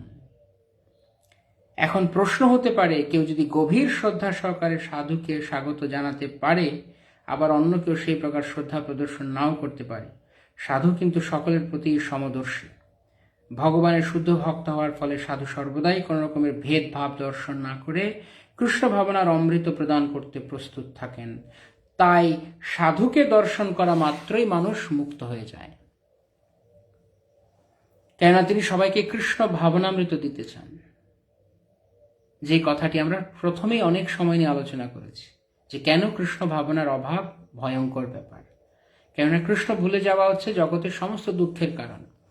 তাই সমস্ত দুঃখের থেকে কে আমাদেরকে মুক্ত করতে পারেন? একজন শরণাগত, ভগবানের শরণাগত সাধু। সাধুর সাক্ষাৎকারের ফলে, সাধুর সঙ্গে দেখার ফলে, সাধুর পরিচয়ের ফলে, সাধুর মিলনের ফলে আমাদের সমস্ত সৌভাগ্যের উদয় হয়। জীবের দুর্ভাগ্য কি? ধন মদ গর্বে গর্বিত হয়ে ভগবানকে ভুলে যাওয়া, সেটি তার দুর্ভাগ্যের উদয়। আর সৌভাগ্যের উদয় কি? যখন এমন কোনো সাধু তার জীবনে প্রবেশ করে, যে সাধু তাকে আপাত দৃষ্টিতে হয়তো তাকে শাসন করছে, তাকে ধমক দিচ্ছে বা তাকে অভিশাপ করছে, কিন্তু আসলে তার পূর্ণ মঙ্গল সাধন করেছে। কেন? তার জ্ঞান চক্ষু উন্মোচিত করেছে, তার চোখ রয়েছে কিন্তু সে দেখতে পাচ্ছে না। আলো ছাড়া, সূর্য ছাড়া যেমন চোখ থাকলেও দেখা যায় না, তেমনি বিষয় মদান্ধ ব্যক্তির চোখ থাকলেও সাধু কৃপারূপ, সাধুর উপস্থিতির রূপ, সাধুর সূর্যের উপস্থিতির অভাবে সে দেখতে পায় না যে কৃষ্ণের সঙ্গে আমার সম্পর্ক কি। তাই জীবের সৌভাগ্য তখনই উদয় হয় যখন কোনো সাধুর কৃপা লাভ হয়। যদি ঘটনাক্রমে কোনো সাধু বা ভক্তের সঙ্গে সাক্ষাৎকার হয়, তাহলে জীবন তৎক্ষণাৎ সফল হয়। তৎক্ষণাৎ, লবমাত্র, অল্প। এবং আরেকটি হচ্ছে, আরেকভাবে বলা যেতে পারে যে লওয়া মাত্রই, অর্থাৎ সাধুর কাছে আসা মাত্রই, সামান্য সঙ্গ প্রভাবেই মহা সৌভাগ্যের উদয় হয়। তৎক্ষণাৎ তার জীবন সার্থক হয়।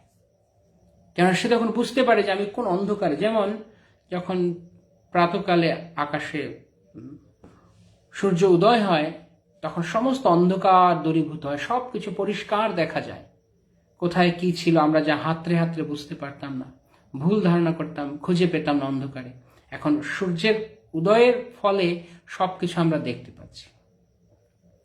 ঠিক সেরকম ভাবে যদি আমরা সাধুর শরণ গ্রহণ করি, যদি আমরা সাধুর সঙ্গে আমাদের সাক্ষাৎ হয়, যদি কোনো সাধু করুণা করে আমাদেরকে গ্রহণ করেন, তবে আমাদের চক্ষু, যা এখন বেকার চোখ, যেই চোখ দেখতে পাচ্ছে না কিছু আলোর অভাবে, সেই আলোক প্রদান করবেন সাধু।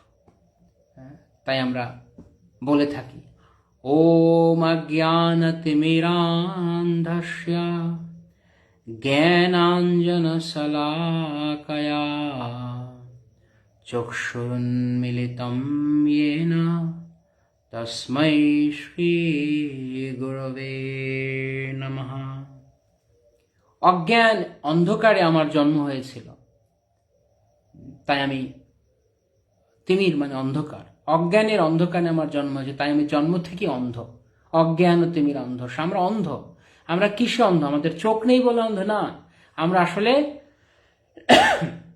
অজ্ঞানতার কারণে অন্ধ। কি অজ্ঞানতা? কৃষ্ণ বিস্মৃতি রূপ অজ্ঞান। কৃষ্ণ ভুলে গেছি, তাই আমরা দুঃখ পাচ্ছি, তাই আমাদের কষ্ট। তাই যিনি কৃষ্ণ স্মরণ করান, তার মতো বন্ধু এই জগতের দ্বিতীয় কেউ নন। জ্ঞানাঞ্জনশলাকয়া, জ্ঞানের আলোকবর্তিকা, যেমন আলো জ্বালানো হলে অন্ধকার দূরীভূত হয়, ঠিক তেমনি জ্ঞান রূপ আলো যিনি দান করেন, চক্ষুর উন্মিলিতম ইয়েনা, তিনি যেন আমাদের সে অন্ধ চোখকে যেন খুলে দিলেন। চক্ষুর উন্মিলিতম ইয়েনা, যার দ্বারা তা হয়, তস্मै শ্রী গুরবে নমঃ, সেই শ্রী গুরুদেবকে আমি বন্দনা করি। তাই শ্রী গুরুদেব শিল প্রভুপাদ, পূর্বতন আচার্যগণ, তারা আমাদের জীবনে সেই সাধুরা যারা এসছেন আমাদের অজ্ঞানতার অন্ধকার থেকে মুক্ত করে আমাদেরকে কৃষ্ণ দান করতে। তাই তারা আমাদের জ্ঞানচক্ষু উন্মোচিত করেছেন, তারা আমাদেরকে জ্ঞানের আলোকে উদ্ভাসিত করেছেন, নয়তো আমরা অন্ধ ছিলাম। তারা আমাদেরকে কৃষ্ণ চিনিয়েছেন, কৃষ্ণকে ভালোবাসতে শিখিয়েছেন, কৃষ্ণের দিকে যেতে অনুপ্রাণিত করেছেন। তাই তারা আমাদের পরম বন্ধু। তারা আমাদের অন্ধকার কক্ষে যেন আলো জ্বালিয়ে দিয়েছে। তো এই আলো যিনি জ্বালিয়ে দেন, অর্থাৎ যিনি কৃষ্ণের সঙ্গে যুক্ত করিয়ে দেন, তিনি প্রকৃতপক্ষে সাধু। এবং যিনি করেন তিনি সাধু, এবং সাধু কি করেন? তিনি এই কাজটি করেন যে জীবকে কৃষ্ণের সঙ্গে যুক্ত করিয়ে দেন। যদি ঘটনাক্রমে কোনো সাধু বা ভক্তের সঙ্গে সাক্ষাৎকার হয়, নারদ মুনির সঙ্গে নলকুবর মণিগ্রীবের সাক্ষাৎকার সেরকম কোনো পরিকল্পনা ছিল না, কোনো অ্যাপয়েন্টমেন্ট করা ছিল না। ঘটনাক্রমে নারদ মুনি গেলেন দৈব সংগঠনে, দৈব ইচ্ছায়, আর সেখানে গিয়ে তাদের সমস্ত সৌভাগ্যের উদয় হল। তাই যতক্ষণ না পর্যন্ত আমরা কোনো শুদ্ধ সাধুর দ্বারা, ভগবানের প্রতি চিত্ত শরণাগত সাধুর দ্বারা আমরা কৃপাভিষিক্ত না হচ্ছি, ততক্ষণ পর্যন্ত আমাদের মুক্তির কোনো রাস্তা নেই। বিনা মহৎ পাদ রজহ অভিষেকম, যিনি মহৎ ব্যক্তি, তাঁর পাদপদ্মের ধূলি দ্বারা আমরা যতক্ষণ না পর্যন্ত সিক্ত হব, ততক্ষণ পর্যন্ত আমাদের এই ভববন্ধন মোচন হবে না। বৈষ্ণবেরও পদধূলি তাহে মোর স্নান কেলি, বৈষ্ণবের নামেতে তর্পণ। নরোত্তম দাস ঠাকুর মহাশয় বলেছেন, বৈষ্ণব চরণে রেণু মস্তকে ভূষণ বিনু, আর নাহি ভূষণের অন্ত। মানুষ অলংকার পরে না, তো কি অলংকার? যে জীবন কৃষ্ণময় নয় সেটি একটি ব্যর্থ জীবন, সেটি একটি মৃত দেহ। তাই মৃতদেহতে অলংকার পরানোর মধ্যে কোনো রকম কৃতিত্ব নেই। মৃতদেহতে কোনো মূর্খই কেবল অলংকার পরায়, যার মাথায় সামান্যতম বুদ্ধি রয়েছে সে মূর্খ, সেই ব্যক্তি মৃতদেহকে অলংকার পরায় না। যদি কারোর কৃষ্ণতে ভক্তি না থাকে, সে একটা জীবিত মৃতদেহ, সেটা জীবন্ত লাশ, সেটা জীবন্ত লাশ যে কৃষ্ণকে ভালোবাসেন। হরিভক্তি সুধোদয়ে বলা হচ্ছে, ভগবত ভক্তি হীনস্য জাতি শাস্ত্র জপস্তপ অপ্রাণস্যৈব দেহস্য মণ্ডনম লোকরঞ্জনম। ঠিক যেভাবে একটি সব দেহকে সাজানো হয়, যদি কেউ সাজায় বিভিন্ন অলংকার দ্বারা সব দেহকে, ভগবত ভক্তি হীনস্য, যার ভগবত ভক্তি নেই, যার কৃষ্ণকে যে ভালোবাসে না, যার কৃষ্ণতে প্রেম নেই, সে একটা মৃতদেহ। সেজন্য অনেক সময় আমরা বলে থাকি যে কৃষ্ণকে ভালোবাসে তার বেঁচে থেকে কি লাভ? সে তো আসলে একটা জীবন্ত লাশ মাত্র, হাত পা নড়ছে, কিন্তু আসলে সে একটা মৃতদেহের মতো, যে কৃষ্ণকে ভালোবাসে না। তাই নরোত্তম দাস ঠাকুর মহাশয় আক্ষেপ করে, তিনি আরতি করে তিনি গেয়েছেন, এমন গৌরাঙ্গের গুণে না কান্দিল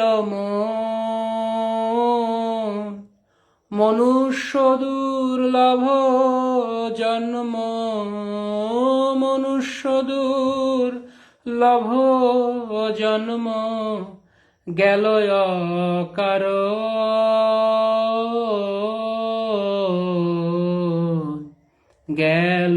অকারণ। যদি গৌরাঙ্গের গুণে, কৃষ্ণের গুণে যদি কারোর হৃদয় না গলে, যদি সে কৃষ্ণের গুণে না কাঁদে, তাহলে তার জীবনটি ব্যর্থ গেল, অকারণে গেল। পশু পাখিরা পর্যন্ত মহাপ্রভুর বিরহে তারা কাঁদেন। পশু পাখি ঝুড়ে পাষাণ বিদরে শুনি যার গুণগাথা, দেখো রে ভাই, ত্রিভুবনে নাই এমনও দয়ালু দাতা। তারা তারা প্রেম দিয়েছেন, যেই প্রেম ছাড়া আমরা ব্যর্থ আমাদের এই জীবন, সেই প্রেম তারা যেচে যেচে দিয়েছেন। দীনহীন পতিত পামর নাহি পাছে, ব্রহ্মার দুর্লভ প্রেম সবাকারে যাচ্ছে।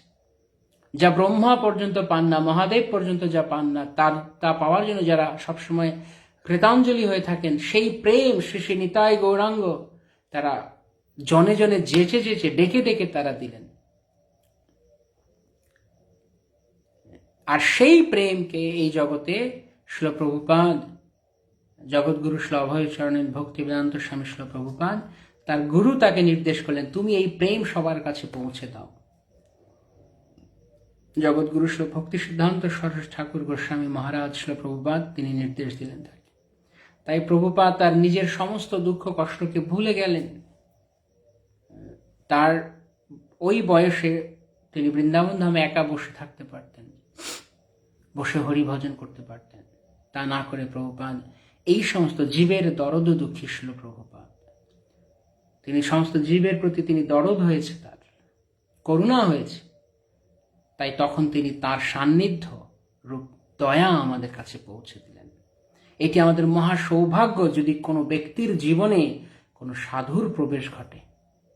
যেই দিন কারোর জীবনে সাধুর প্রবেশ ঘটলো সেই দিনই তার জীবন সার্থক। তার আগ পর্যন্ত সে ব্যর্থ, বিফল, অনর্থক তার জীবন। তো যার ভক্তি নেই, তার জন্য জাতি, শাস্ত্র, তপ, ভালো জাতিতে জন্ম, শাস্ত্র জ্ঞান, তপস্যা ইত্যাদি সবকিছুই ব্যর্থ। কিরকম ব্যর্থ? অপ্রাণস্যৈব দেহস্য মণ্ডনম লোকরঞ্জনম। কেবল লোক দেখানোর জন্য যদি কোনো মৃতদেহকে সাজানো হয় অলঙ্কার পরে, তবে যা হয়, যার কোনো অর্থ নেই, ঠিক তাই হবে যার ভক্তি নেই। কেবলমাত্র ব্রত, তপস্যা, শাস্ত্র, জপ, তপ, কোনো অর্থ নেই। তাই প্রেমাপমার্থ মহান। জীবনের পরম প্রাপ্তি হচ্ছে প্রেম, ভগবানকে ভালোবাসা, কৃষ্ণকে ভালোবাসা। যদি সেই কৃষ্ণ ভালোবাসাই জীবন থেকে নেই, যে কোনো জীবনে নেই, তাহলে সেই জীবনে কোনো অর্থ নেই, সে মরে যাওয়া ভালো। তাই নরোত্তম ঠাকুর মহাশয় তিনি পরেই বলছেন, কেন বা আছো এ প্রাণ কি সুখ পাইয়া, নরোত্তম দাস কেন না গেল মরিয়া। আমি কেন মরে গেলাম না যদি আমি কৃষ্ণকে না ভালোবাসলাম। তিনি বিনয় করে বলছেন, কিন্তু তিনি যদি কেউ কৃষ্ণকে ভালো না বাসে তাহলে সে মরে গেল না কেন? যার কৃষ্ণ চেতনা উন্মেষণী, তার বেঁচে থাকার কোনো মানে নেই। এটি বড় দুঃখের ব্যাপার যে কৃষ্ণকে ভুলে গেছে। তাই সাধু তিনি কারো জীবনে প্রবেশ করেন তাকে কৃষ্ণকে দিতে। তাই পূর্বতন আচার্যগণের কাছে আমরা চিরকৃতজ্ঞ, চিরঋণী, অপরিশোধনীয় ঋণ, যে তারা আমাদেরকে এই কথা দিয়েছেন কৃষ্ণকে চিনতে, কৃষ্ণের প্রতি আমাদের অজ্ঞানের চোখকে খুলে আমাদেরকে আলোতে উদ্ভাসিত করেছেন। তাই প্রভুপাদ বলছেন, যদি ঘটনাক্রমে কোনো সাধু বা ভক্তের সঙ্গে সাক্ষাৎকার হয়, সাধু বা ভক্ত, তাহলে নিশ্চয়ই এখানে প্রভুপাদ একটা গুরুত্বপূর্ণ বিষয় বলছেন, যে কোনো সাধু বা ভক্ত, তার মানে কেমন সাধু বা ভক্ত? যার সাক্ষাৎকারের সঙ্গে তৎক্ষণাৎ জীবন সফল হয়। যেন তেন সাধু, যে কোনো ভক্ত যে তাই হতো, তাহলে যার তার সাথে দেখা হলে তৎক্ষণাৎ জীবন সফল হতো না, এবং তৎক্ষণাৎ তিনি জড়বন্ধন থেকে মুক্ত হতেন না। তাই প্রভুপাদ আশা করেছেন যেন এই সংস্থায় যেন সাধু হয়, বড় বড় লিডার, ম্যানেজার, প্রেসিডেন্ট বা সেবাধিকারী যারা রয়েছেন, বা যেই পদে, এই পদগুলি শুধু সবকিছু নয়, এই পদে থেকে সবাইকে নেতৃত্ব দিয়ে ভগবানের কাছে নিয়ে যাওয়া, পদ দেখিয়ে নিয়ে যাওয়া। সেই কারণে লিডার মানে যিনি লিড করেন মানে যিনি পদ দেখান। কোন পদ দেখাবেন? অজ্ঞান অন্ধকার থেকে যিনি মুক্ত করবেন, তিনি গুরু। তাই সাধু, প্রভুপাদ বলেছেন, সেরকম আদর্শ সাধু হতে হবে, তবেই তার সাক্ষাতে কারো জীবন বদলাতে পারে। তাই মহৎ কৃপা বিনা কোনো কার্য নাহি হয়, সংসার দূরে রহু, কৃষ্ণ ভক্তি দূরে রহু, সংসার নহে ক্ষয়। মহতের কৃপা ছাড়া, শ্রী চৈতন্য ভাগবত বলছে, মহতের কৃপা ছাড়া কোনো কাজ হবে না। মহৎ কৃপা বিনা কোনো কার্য নাহি হয়, কোনো কাজ হবে না। কৃষ্ণ ভক্তি দূরে রহু, কৃষ্ণ ভক্তি তো পরের কথা, সংসারীর প্রতি আসক্তি ছুটবে না। তাই সাধুর কাজ হচ্ছে আসক্তি ছিন্ন করা। ভিদ্যতে হৃদয় গ্রন্থি ছিদ্যন্তে সর্বসংশয়া ক্ষীয়ন্ত চার্য কর্মাণি দৃষ্টায় বা আত্মনিশ্চয়।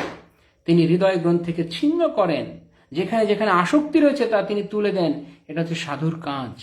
যেখানে সে লেগেছিল বিচ্ছিন্ন করে দেন। ঠিক যেভাবে নলকুবর এবং মণিগ্রীব তারা সেই স্বর্গের রমণীদের সঙ্গে যেখানে তারা লেগেছিল সেখান থেকে নারদকে আলাদা করে দিয়েছেন। সেই আসক্তির জায়গা থেকে, সেই স্বর্গলোক থেকে অধপতিত করিয়ে দিয়েছেন তাদেরকে। ভগবান বলছেন, দুজনকে অভিশাপ দিয়ে, যদিও তোমরা স্বর্গলোককে অধপতিত হয়ে বৃক্ষজনী প্রাপ্ত হয়েছ, অধপতিত করে দিয়েছে, তাদেরকে আলাদা করে দিয়েছেন, স্বর্গচ্যুত করে দিয়েছেন, তাদেরকে বিচ্ছিন্ন করে দিয়েছেন, বন্ধন ছিন্ন করে দিয়েছেন সেই স্থান, সেই পরিবেশ, সেই চেতনার থেকে তাদেরকে কাজ করে দিয়েছেন। কিন্তু ভগবান বলছেন, তবুও তোমরা তার দ্বারা অনুগৃহীত হয়েছ, কারণ তোমরা এখন আমাকে দর্শন করছো। তাই কৃষ্ণ যিনি দর্শন করান, যিনি কৃষ্ণ দেখাতে পারেন, তিনি সবচাইতে বড় বন্ধু। যিনি কৃষ্ণের দিকে কাউকে পরিচালিত করেন, কৃষ্ণ মার্গে যিনি নিয়ে যান, তিনি পরম বন্ধু। সেই সে পরম বন্ধু, সেই পিতামাতা, শ্রীকৃষ্ণ চরণে যেই প্রেম ভক্তিদাতা।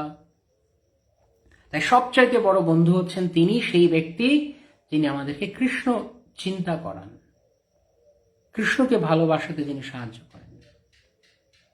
তিনি পিতামাতা, তিনি পরম বন্ধু।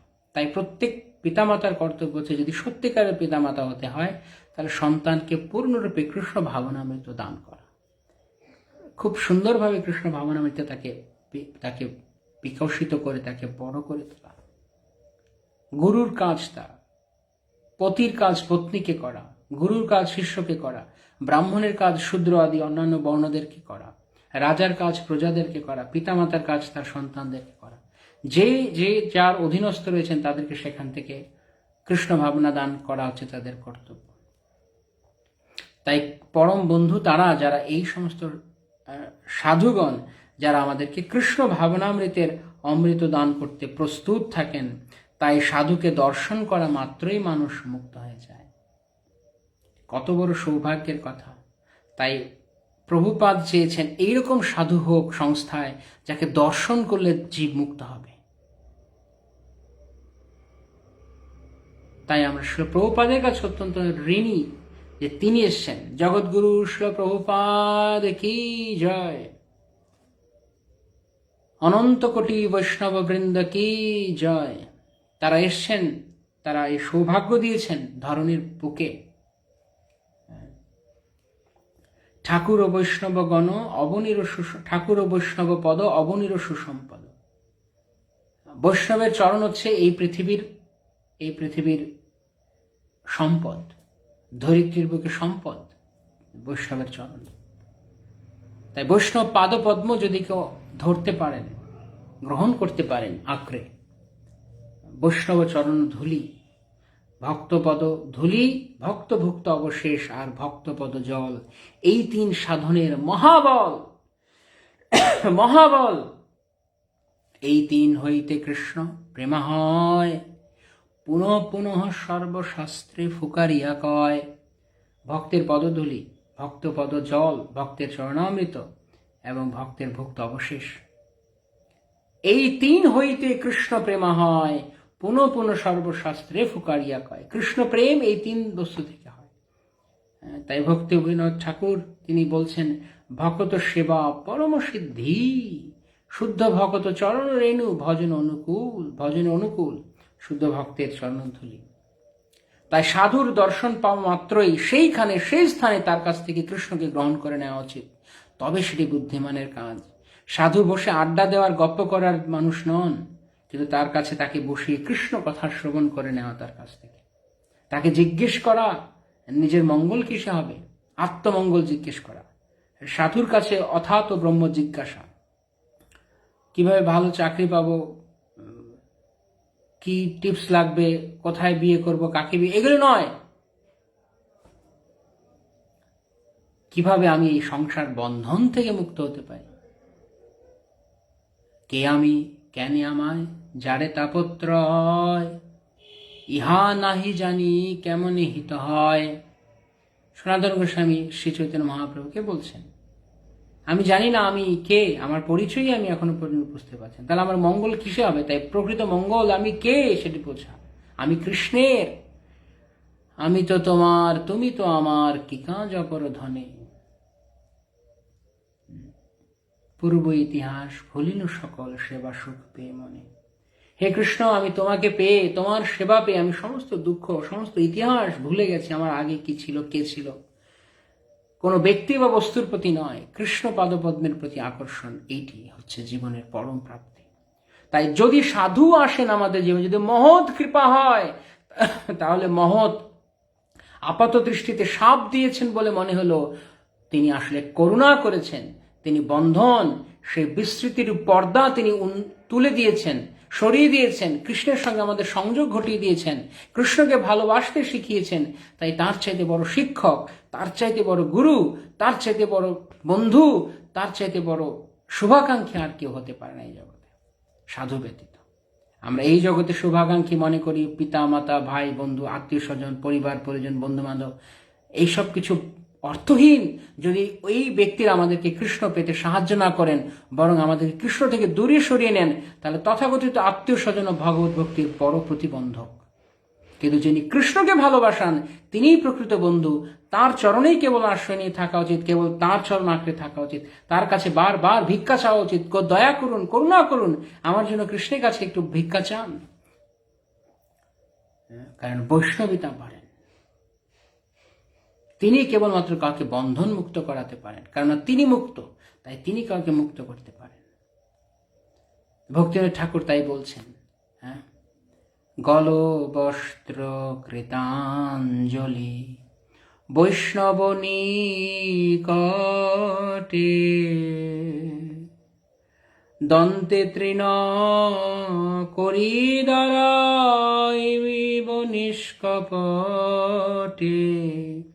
গলবস্ত্র কৃতাঞ্জলি বৈষ্ণব নিকটে, দন্তে তৃণ মানে অত্যন্ত বিনয় ভাবে আমি বৈষ্ণবের কাছে গিয়ে দাঁড়িয়ে, নিষ্কপটে, নিষ্কপটে, এমনি শুধু বৈষ্ণবের কাছে গিয়ে, সাধুর কাছে গিয়ে আমাকে একটু কৃপা করবেন, আমার জন্য একটু প্রার্থনা, একটু আশীর্বাদ করবেন, কিন্তু আসলে ভেতরে চাই না। তা কি?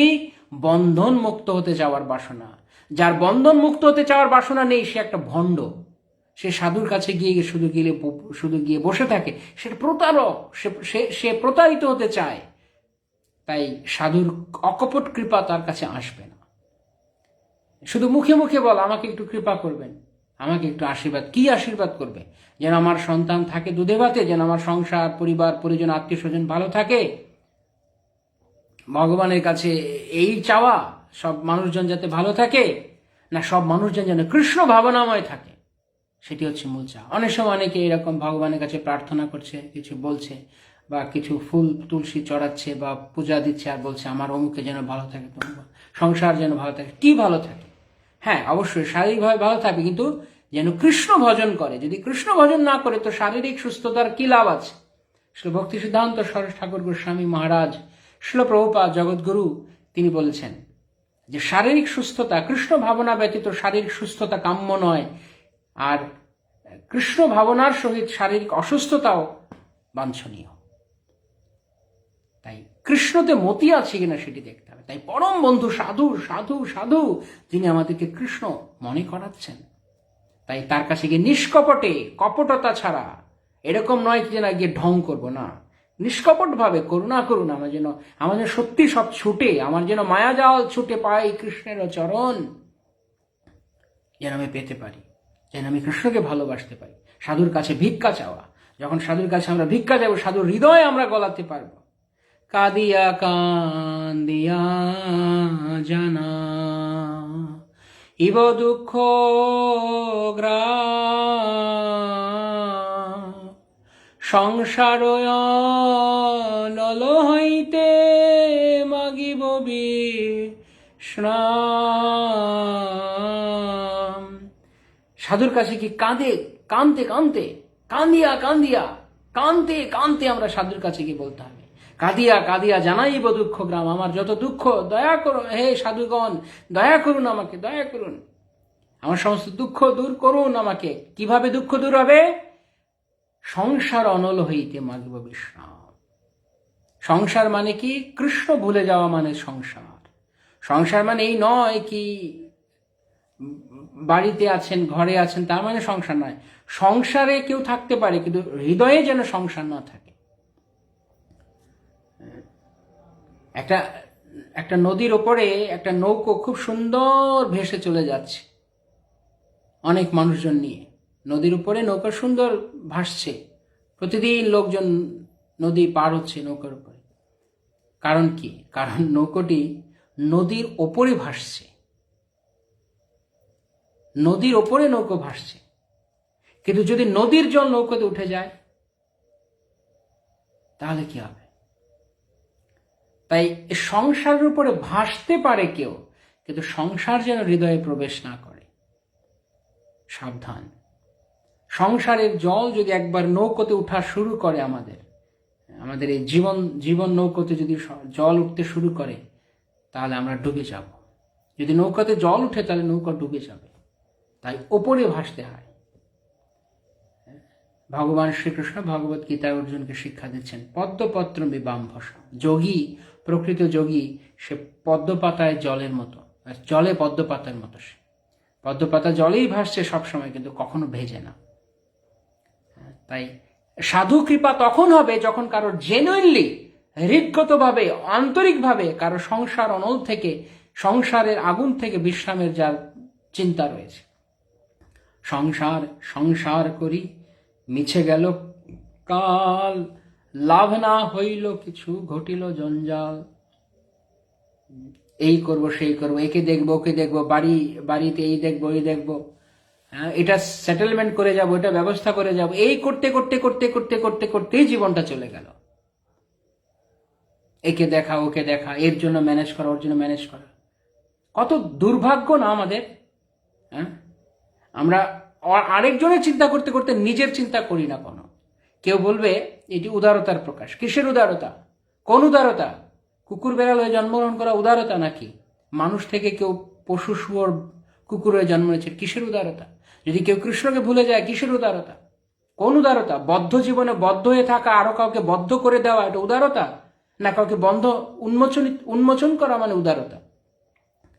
তাই তথাকথিত স্নেহ, প্রেম, ভালোবাসা, আত্মীয়তার বন্ধনে কাউকে বদ্ধ করে রাখা উদারতা নয়, তাকে সে বন্ধন থেকে মুক্ত করার নাম উদারতা। তাই নিজেও কৃষ্ণ ভক্তি করতে হবে, আরেকজনকে করতে অনুপ্রাণিত করতে হবে। আর যেখানে প্রকৃত কৃষ্ণ ভক্তি নেই, যে অনুশীলন করছে না, তার সঙ্গে তফাৎ রাখতে হবে। কেননা নয়তো আবার সংসার প্রবেশ করবে ভিতরে, আসক্তি প্রবেশ করবে। তারপরে কি হবে? বৈষ্ণব আমার জন্য, বৈষ্ণবকে আমি জানাবো, আর বৈষ্ণব আমার জন্য কৃষ্ণকে জানাবেন।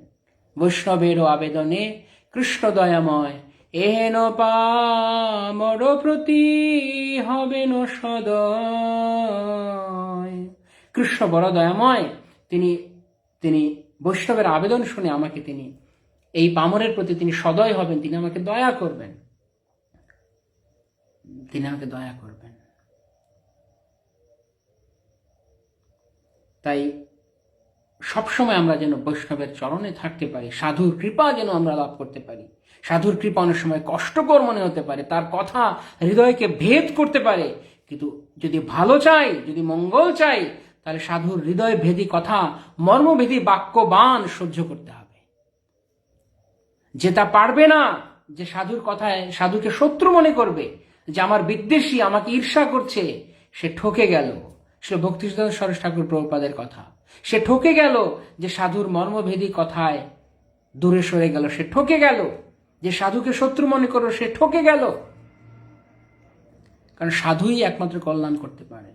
তাই নারদমুনি নলকুবর এবং মণিগ্রীবকে বন্ধন থেকে মুক্ত করেছেন একটা পেইনফুল প্রসেসের মধ্য দিয়ে। তাদেরকে বৃক্ষজনী দান করেছেন। কোথায় ছিল স্বর্গের সন্তান, কুবের সন্তান, আর এখানে হইল গাছ। কিন্তু এই তথাকথিত অভিশাপ, আপাত দৃষ্টিতে অভিশাপ, তাদের পরম মঙ্গল করে দিয়েছে। তাই সাধু যা করেন তা সর্বমঙ্গলময়। তাই সাধুর কড়া কথা, সাধুর কঠিন বাক্য, সাধুর মর্মভেদী বাক্য সহ্য করার জন্য হৃদয়ে লাগতে পারে, কিন্তু তিনি আমাদের কল্যাণ চান। তাই কখনো প্রকৃত সাধুরা কখনো তোষামত করবেন না।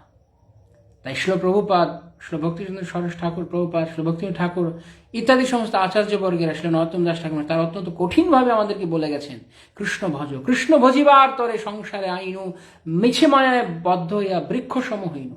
এই নলকুবর এবং মণিগ্রীবের মধ্যে আমরাও বৃক্ষ হয়ে রয়েছি। মিথ্যে মায়ায়, মিছে মায়ার বসে যাচ্ছ ভেসে, খাচ্ছ হাবুডুবু ভাই, হাবুডুবু খাচ্ছ এই সংসারে। মনে করে দেখো তুমি কে? জীবী কৃষ্ণদাস, এই বিশ্বাস করলে তো আর দুঃখ নাই। তুমি কৃষ্ণদাস, তুমি আর কিছু নও। যদি এই কথা না মানো, তাহলে মায়া একদিন তোমাকে এমন চাবুক পেটা করবে, তখন তুমি বাধ্য হবে কৃষ্ণের কাছে আসতে।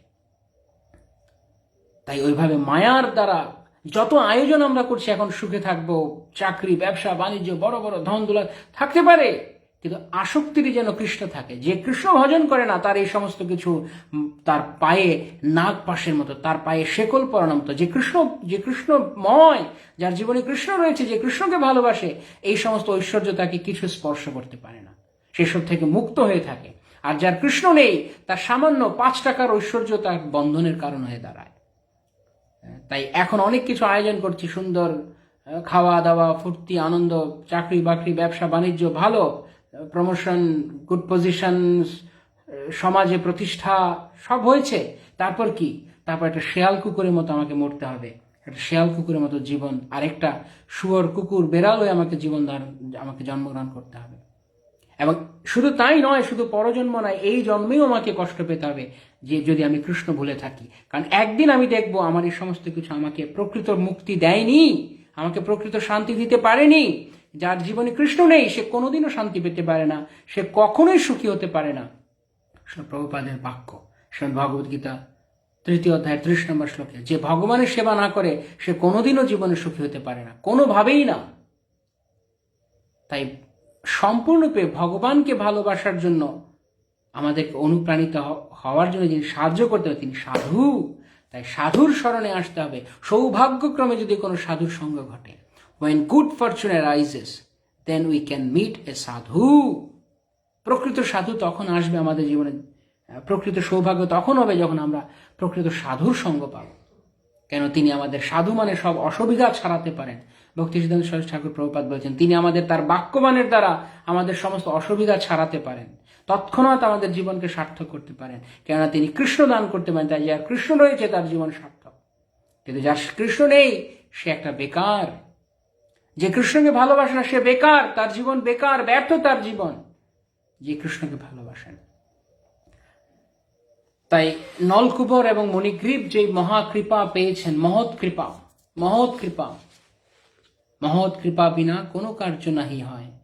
যত কিছুই আমি করছি না কেন, ব্রত, দান, তপস্যা, যজ্ঞ, বড় বড় কিছু জপমালায় অনেক জপ, অনেক সাধন ভজন, মহৎ কৃপা বিনা কোনো কার্য নাহি হয়। যদি সাধুর প্রিয় ভাজন না হতে পারি, যদি সাধুর পৃষ্ঠ না হতে পারি, সাধুর নিকট না হতে পারি, সাধুর নিকট কিভাবে হওয়া যাবে? ভালো করে খাওয়ালে, পড়ালে, পকেটে দক্ষিণা দিলে ভণ্ড সাধুর কাজ। ভণ্ড সাধু হয় না, কাঁঠালের আম সত্য হয় না, ভণ্ড সাধু হয় না। ভণ্ড সাধু বেশধারী ভণ্ড। কিন্তু যিনি প্রকৃত সাধু, তিনি এইসবের জন্য লালায়িত নন। তিনি চান জীব যেন কৃষ্ণকে ভালোবাসেন, প্রত্যেকটি জীব যেন কৃষ্ণকে ভালোবেসে কৃষ্ণের কাছে পৌঁছে যায়। তাই তিনি তার কঠিন বাক্যের দ্বারা অনেক সময় কারোর হৃদয়ে দাগা লাগাতে পারেন, কিন্তু সেটি মঙ্গলের জন্য। সাধুর মতো পরম বন্ধু যিনি কৃষ্ণ দেন আমাদের জীবনে, তার মতো বন্ধু আর কেউ হতে পারে না, কেউ নয়। তাই বন্ধু চিনতে ভুল করা যাবে না। যিনি সত্যিকারের বন্ধু, তিনি শাসন করেন, তিনি ঠিক হতে বলেন, কারণ জীবনে একদিন বড় হওয়া যায় শাসন পেলে। জড়জাগতিক ভাবে লোক জানে, কিন্তু যে শুধু লালন পায়, সে শুধু আদর পায়, শুধু শুধু তোয়াজ পায়, ছোটবেলা থেকে আদর আহ্লাদে শুধু বড় হয়, সে উচ্ছন্নে যায়। চাণক্য পণ্ডিতের কথা। হ্যাঁ, অতিরিক্ত লালনে নষ্ট হয়ে যায়। তাই অতিরিক্ত তোষামদ, অতিরিক্ত আতুপুতু করা নয়, অতিরিক্ত আদর নয়, শাসন করা। তাই সাধু কথা, শাস্ত্রের কথা হৃদয় ভেদী, মর্মভেদী, কিন্তু তাই আমাদের মঙ্গলকর। তাই ভগবানের কাছে প্রার্থনা করতে হবে যেন আমরা সবসময় সাধুর সঙ্গে থাকতে পারি, সাধুর পেছনে পেছনে থাকতে পারি। তাই ভক্তিনাথ ঠাকুর শেষ লাইনে বলছেন, বিনোদের নিবেদন বৈষ্ণব চরণে, কৃপা করি সঙ্গে লহ এই অকিঞ্চনে। আমি অকিঞ্চন, আমার কিছু নেই হে সাধু। বিনোদের ভক্তিনাথ ঠাকুর নিবেদন করছেন, বিনোদের নিবেদন বৈষ্ণব চরণে, কৃপা করি সঙ্গে লহ এই অকিঞ্চন। আমার কৃপা করুন হে সাধু, হে বৈষ্ণবগণ, কৃপা করুন আমাকে কৃষ্ণ দিন। এরকম নয় কিনা সাধু বাড়িতে আসলে দু চারটে খাওয়ালাম, আমার খুব সাধু সেবা হয়ে গেছে, আমি সাধুর সঙ্গেই তো আছি, সাধুর সঙ্গে প্রতিদিন ফোনে কথা হয়, তার মানে শুধু সাধু সঙ্গ নয়। সাধু কি চায়? যে কৃষ্ণকে যেন আমি ভালোবাসি। যদি আমি কৃষ্ণকে ভালোবাসি, এই জগৎ সংসারে মায়া ছাড়াই, আসক্তি ছাড়াই, তবে গিয়ে প্রকৃত সাধু সঙ্গ হচ্ছে। নয়তো সাধু সঙ্গ কেবল সাধুর সঙ্গে দু চারটে কথা বলা, সাধুর সঙ্গে সঙ্গে থাকা দৃষ্টি নয়। পেছন পেছন নিয়ে চলুন আমাকে কোথায়? কৃষ্ণের কাছে।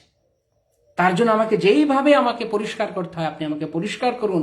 আমার ময়লা আবর্জনার হয়ে রয়েছে হৃদয়, সে সবকিছু পরিষ্কার করে আমাকে হৃদয়ে কৃষ্ণকে দিন। তাই আমাদের এইটি অভিলাষ, যেন আমাদের জীবনে কোনো সাধু, কোনো শুদ্ধ সাধুর স্পর্শ আমাদের জীবনকে আলোকিত করে। আমাদেরকে যেমন পরশমণির ছোঁয়ায় লোহা স্বর্ণ হয়ে যায়, তেমনি শিল প্রভুপাদ আমাদের জীবনকে স্বর্ণ হওয়ার অনেক সুযোগ দিচ্ছেন। তিনি সেখানে রয়েছেন, আমাদের কেবল তার পরশে আসতে হবে। তিনি পরশমণি রয়েছেন, কিন্তু আমি তাকে পরশ না করি তাহলে আমার কি হবে? তাই প্রভুপাদের শিক্ষায় শিক্ষিত হতে হবে, প্রভুপাদের মতো করে জীবনধারা, প্রভুপাদের শিক্ষার মতো করে জীবন শৈলী গঠন করতে হবে। তখন সাধুর কৃপা আমরা লাভ করতে হবে। তাই আমরা মহা সৌভাগ্যবান। আমরা নিত্যদিন প্রতি মুহূর্তে স্মরণ করছি যে শিল প্রভুপাদ কত করুণা করেছেন আমাদের প্রতি, আমাদের গুরুবর্গরা যারা রয়েছেন তারা কত দয়া করেছেন যে তারা আমাদের মাঝখানে বিচরণ করছেন, আমাদেরকে তাদের সঙ্গ করার সৌভাগ্য দিয়েছেন। তাই ভগবান শ্রীকৃষ্ণ, শ্রী শ্রী নিত্যানন্দ গৌরাঙ্গ এবং সমস্ত পূর্বতন আচার্যবর্গের কাছে প্রার্থনা যেন আমাদের সাধু সঙ্গ লাভ হয়, এবং সেরকম সাধু যেন আমরাও যেন সংস্থায় হতে পারি, যেটি শিল প্রভুপাদ চেয়েছেন। কোনো সামান্য মানে সাধারণ কিছু হয়ে থাকা নয়, সাধু, প্রকৃত সাধু। তো এই কথাটি আমরা আজকে বলতে চাচ্ছিলাম, এই বার্তাটি আমরা দিতে চাচ্ছিলাম যে নলকূপর এবং মণিগ্রীব উদ্ধারের সবচাইতে গুরুত্বপূর্ণ জায়গা, দামোদর ব্রতের সবচেয়ে গুরুত্বপূর্ণ অংশ যেটি, সেটি হচ্ছে মা যশোদা ভক্তির দ্বারা কৃষ্ণকে বাঁধতে পেরেছেন, এবং নলকূপর ভগবানের ভক্তের কৃপার দ্বারা ভগবানের কৃপা লাভ করেছেন। তো হয় ভক্তের কৃপা, নয় ভগবানের কৃপা, যেটি আমরা শুরুতে বলছিলাম। হয় ভগবান সরাসরি কৃপা করেন, নয় ভগবান কৃপা করেন। মা যশোদাকে গোপাল স্বয়ং করুণা করে তার বন্ধনে তিনি বন্ধনগ্রস্ত হলেন, আর এইদিকে নলকূপর এবং মণিগ্রীবকে সাধু কৃপার দ্বারা উদ্ধার করালেন। তাই এই দামোদর মাসে আমরা এই ব্রত গ্রহণ করা উচিত। ব্রত কেবল এই নয় কি কিছু খেলাম না খেয়ে থাকলাম, বা 5 দিন কড়াকড়ি বিষ্ণু পঞ্চগ্রাম, শুধু তাই নয়। ব্রত মানে প্রকৃত পক্ষে কৃষ্ণকে ভালোবাসবো এই জীবনে, বাকি সব আসক্তি ছাড়াবো, বৈষ্ণবের চরণে থাকবো, যিনি আমি কেঁদে কেঁদে তার কাছে আমার দুঃখ জানাবো, সংসার অনল থেকে বিশ্রাম নেব। এখন বিশ্রামের সময়, বিশ্রাম নিতে হবে এখন, সংসার অনলে আর নয়। এবার কৃষ্ণ ভজনা করতে হবে, তখন আমরা প্রকৃত সাধুর কৃপা পাব। সেইটি হবে প্রকৃত সাধু সঙ্গ। শুধু ফিজিক্যালি, দৈহিকভাবে শুধু সাধুর সঙ্গে থাকা নয়, তার ভাবকে ধারণ করা। হরে কৃষ্ণ। সবাইকে অনেক ধন্যবাদ। শিল প্রভুপাদ কি জয়, সমবেত ভক্তবৃন্দ কি জয়, অনন্ত কোটি বৈষ্ণববৃন্দ কি জয়। শিল প্রভুপাদ কি জয়, শিল নারদ মুনি কি জয়, অনন্ত কোটি বৈষ্ণব সাধুবৃন্দ কি জয়। গৌর প্রেমানন্দে হরি হরি। বাঞ্ছা কল্পতরুভ্যশ্চ কৃপা সিন্ধুভ্যেব চ पतितानां पावनेभ्यो वैष्णवेभ्यो नमो नमः।